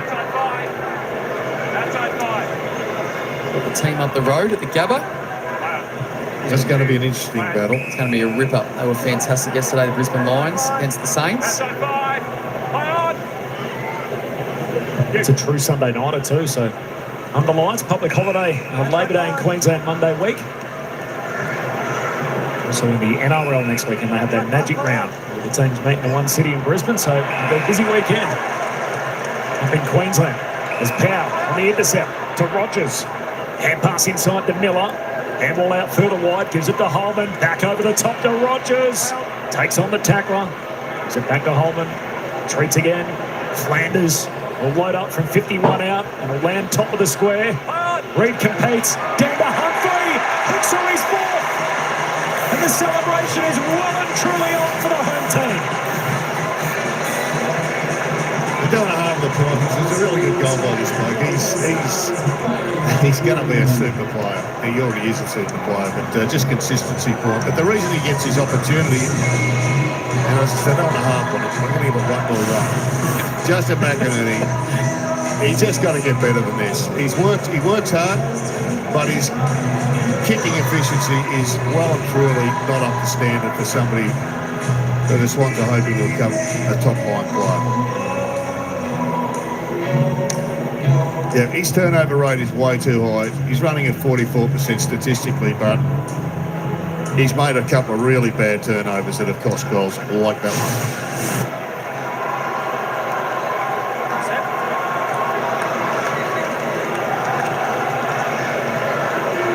Ned Walter, Jed Walter, my apologies, has started that run, of course, kicked the last 2 goals of the second term. And went on to make it 12 consecutive goals in the game to grab control of it and build a match-winning lead, the Suns, from 29 down. Here's Miller out of the middle. Francis back trying to help out. Tell you what, the run up forward last week has turned into a much better player, much more confident even this quarter. He's had 3 intercept marks. It's a dart there to Chad Warner. He moves it on to McLean. Rolls, kicks inside the forward 50. Game opening up late. Hanley trying to trap it. Powell comes through to intercept for the Suns. He shoots the kick. Into the back, free kick for Lloyd. Roberts going to take the advantage. Sends it inside the forward 50. McLean leaps up. Good ball from Andrew down to Graham. A bit of bruise-free footy late in the piece as Yulman and Noble just wax amongst themselves. What do you reckon their chances are next week, Nicky Dell? The Suns trip up the M1 to play the Lions? They've never been in a better position to win that game, regardless of whether it's back here or if it's at the Gabba. Brisbane Lions clearly in some really good form. We saw that again yesterday. Rogers is out downhill, takes a bounce, trying to chip the pass, and Robot picks it off. But this is a different team playing a different style of football for 4 quarters. Chad Warner, Roberts. Well, Roberts kicks it straight into Weller.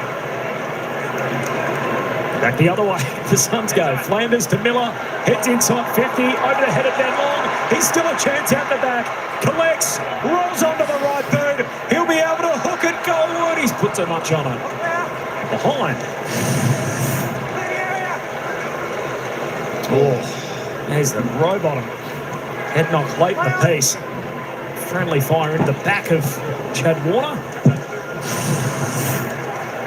He's got a solid head, Robot. He got up and got himself another possession. There he goes again. He's a machine. So, Gerald, the Lions and the Giants are both start favourites. Who do you think has the better chance of picking off an upset? Is it the Swans against the Giants or the Suns against the Lions next week? It's a very good point because both the Giants and the Swans aren't playing great footy. I think probably, I think the Suns are a chance to beat the Lions. Reigning premiers, what a game that'll be Sunday night. Is Corey Warner going to get one back late? Power punches it away. Hanley takes it down to Corey Warner. His hand pass picked off. Now Flanders goes all the way back to Yulin. Sends it to Butterick, who takes the mark, and he's got the fresh legs. He's keen to peel off. He'll get it back here from Andrew. And look at him go. Connor Butterick down the wing to Sup. Kicks to half forward. Is there time for one more for the Suns? Humphrey gives it to Miller. Oh, he just misses. Tisha finishing strongly though. This is they've got the Swans on the ropes and they are just hammering away and exposing them. And the depth of the Swans has been stretched, and it's now there for everybody to see. They've just got to find some more players. One of the best comebacks in the club's history, from 29 down to kick the next 12. And the season of the rising Suns continues. 5-1 under Damien Hardwick in year 2.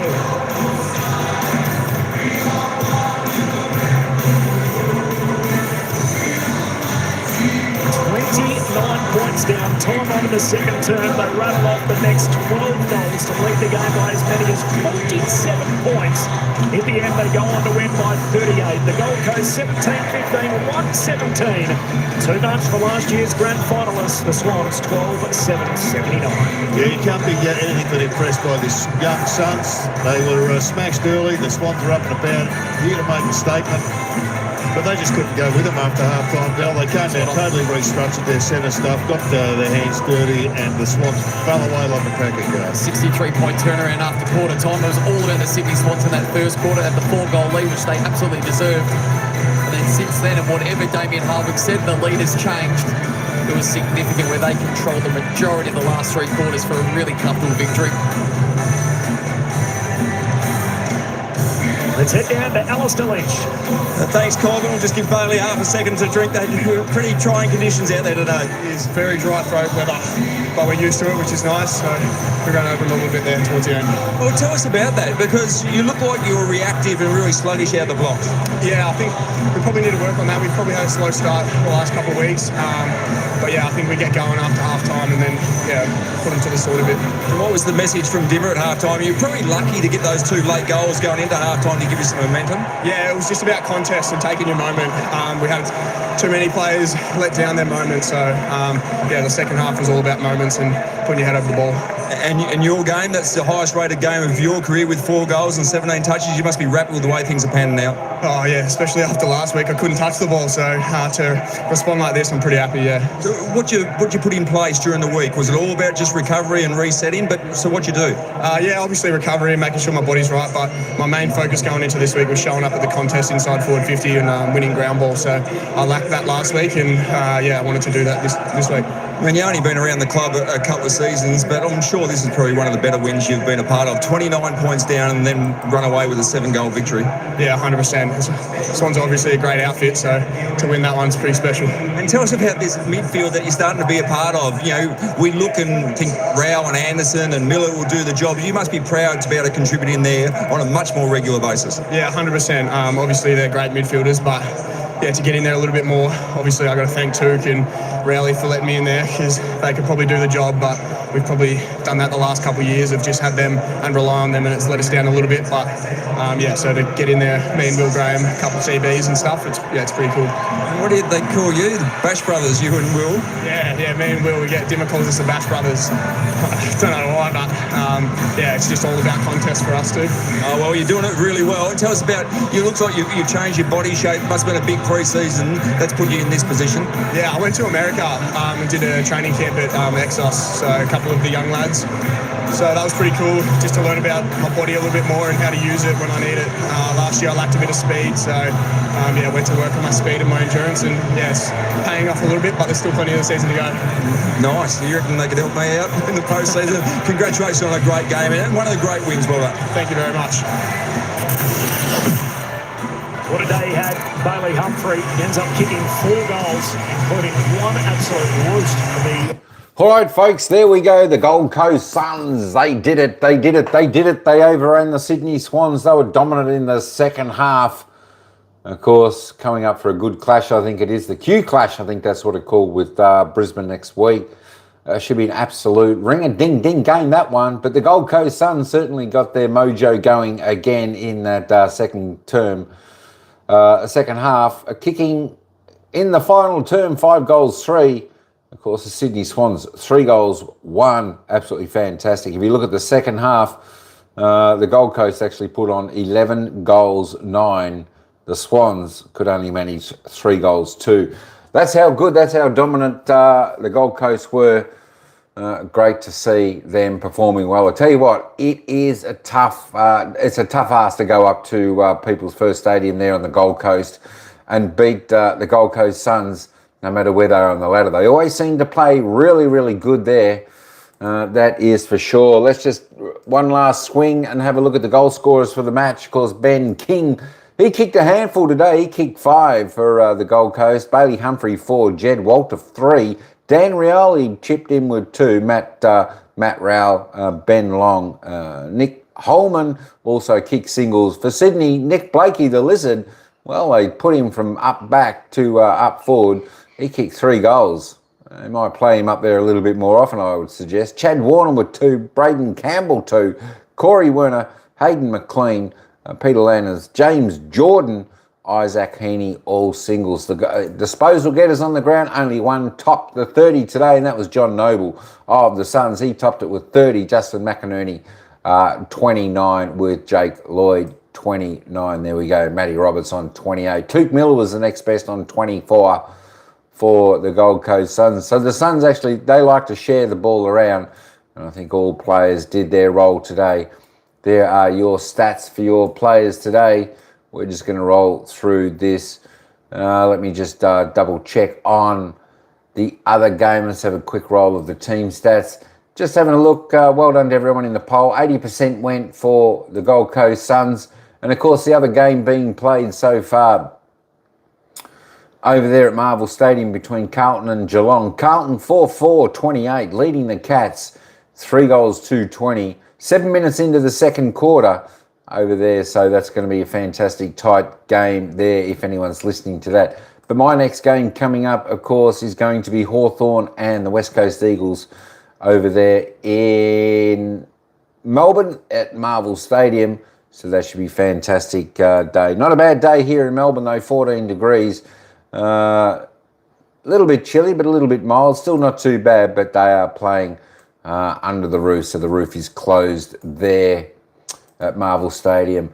But that is it. That's it. That's the wrap up for this game. Well done to the Gold Coast Suns. Sydney Swans, well, they've got a lot of thinking to do on what they need to do, because you know what, they played pretty good in the opening half. Although you know, they had their pressure going well, they had their run flowing, but then it just all petered out the second half when the Gold Coast Suns certainly took over. All right, folks, that's all I got for this coverage. If you want to tune into the next one, of course, that is Hawthorn West Coast Eagles. That's coming up in around half an hour's time. So if I see you then, I'll see you then. But until then, ciao for now. We'll see you at the next game.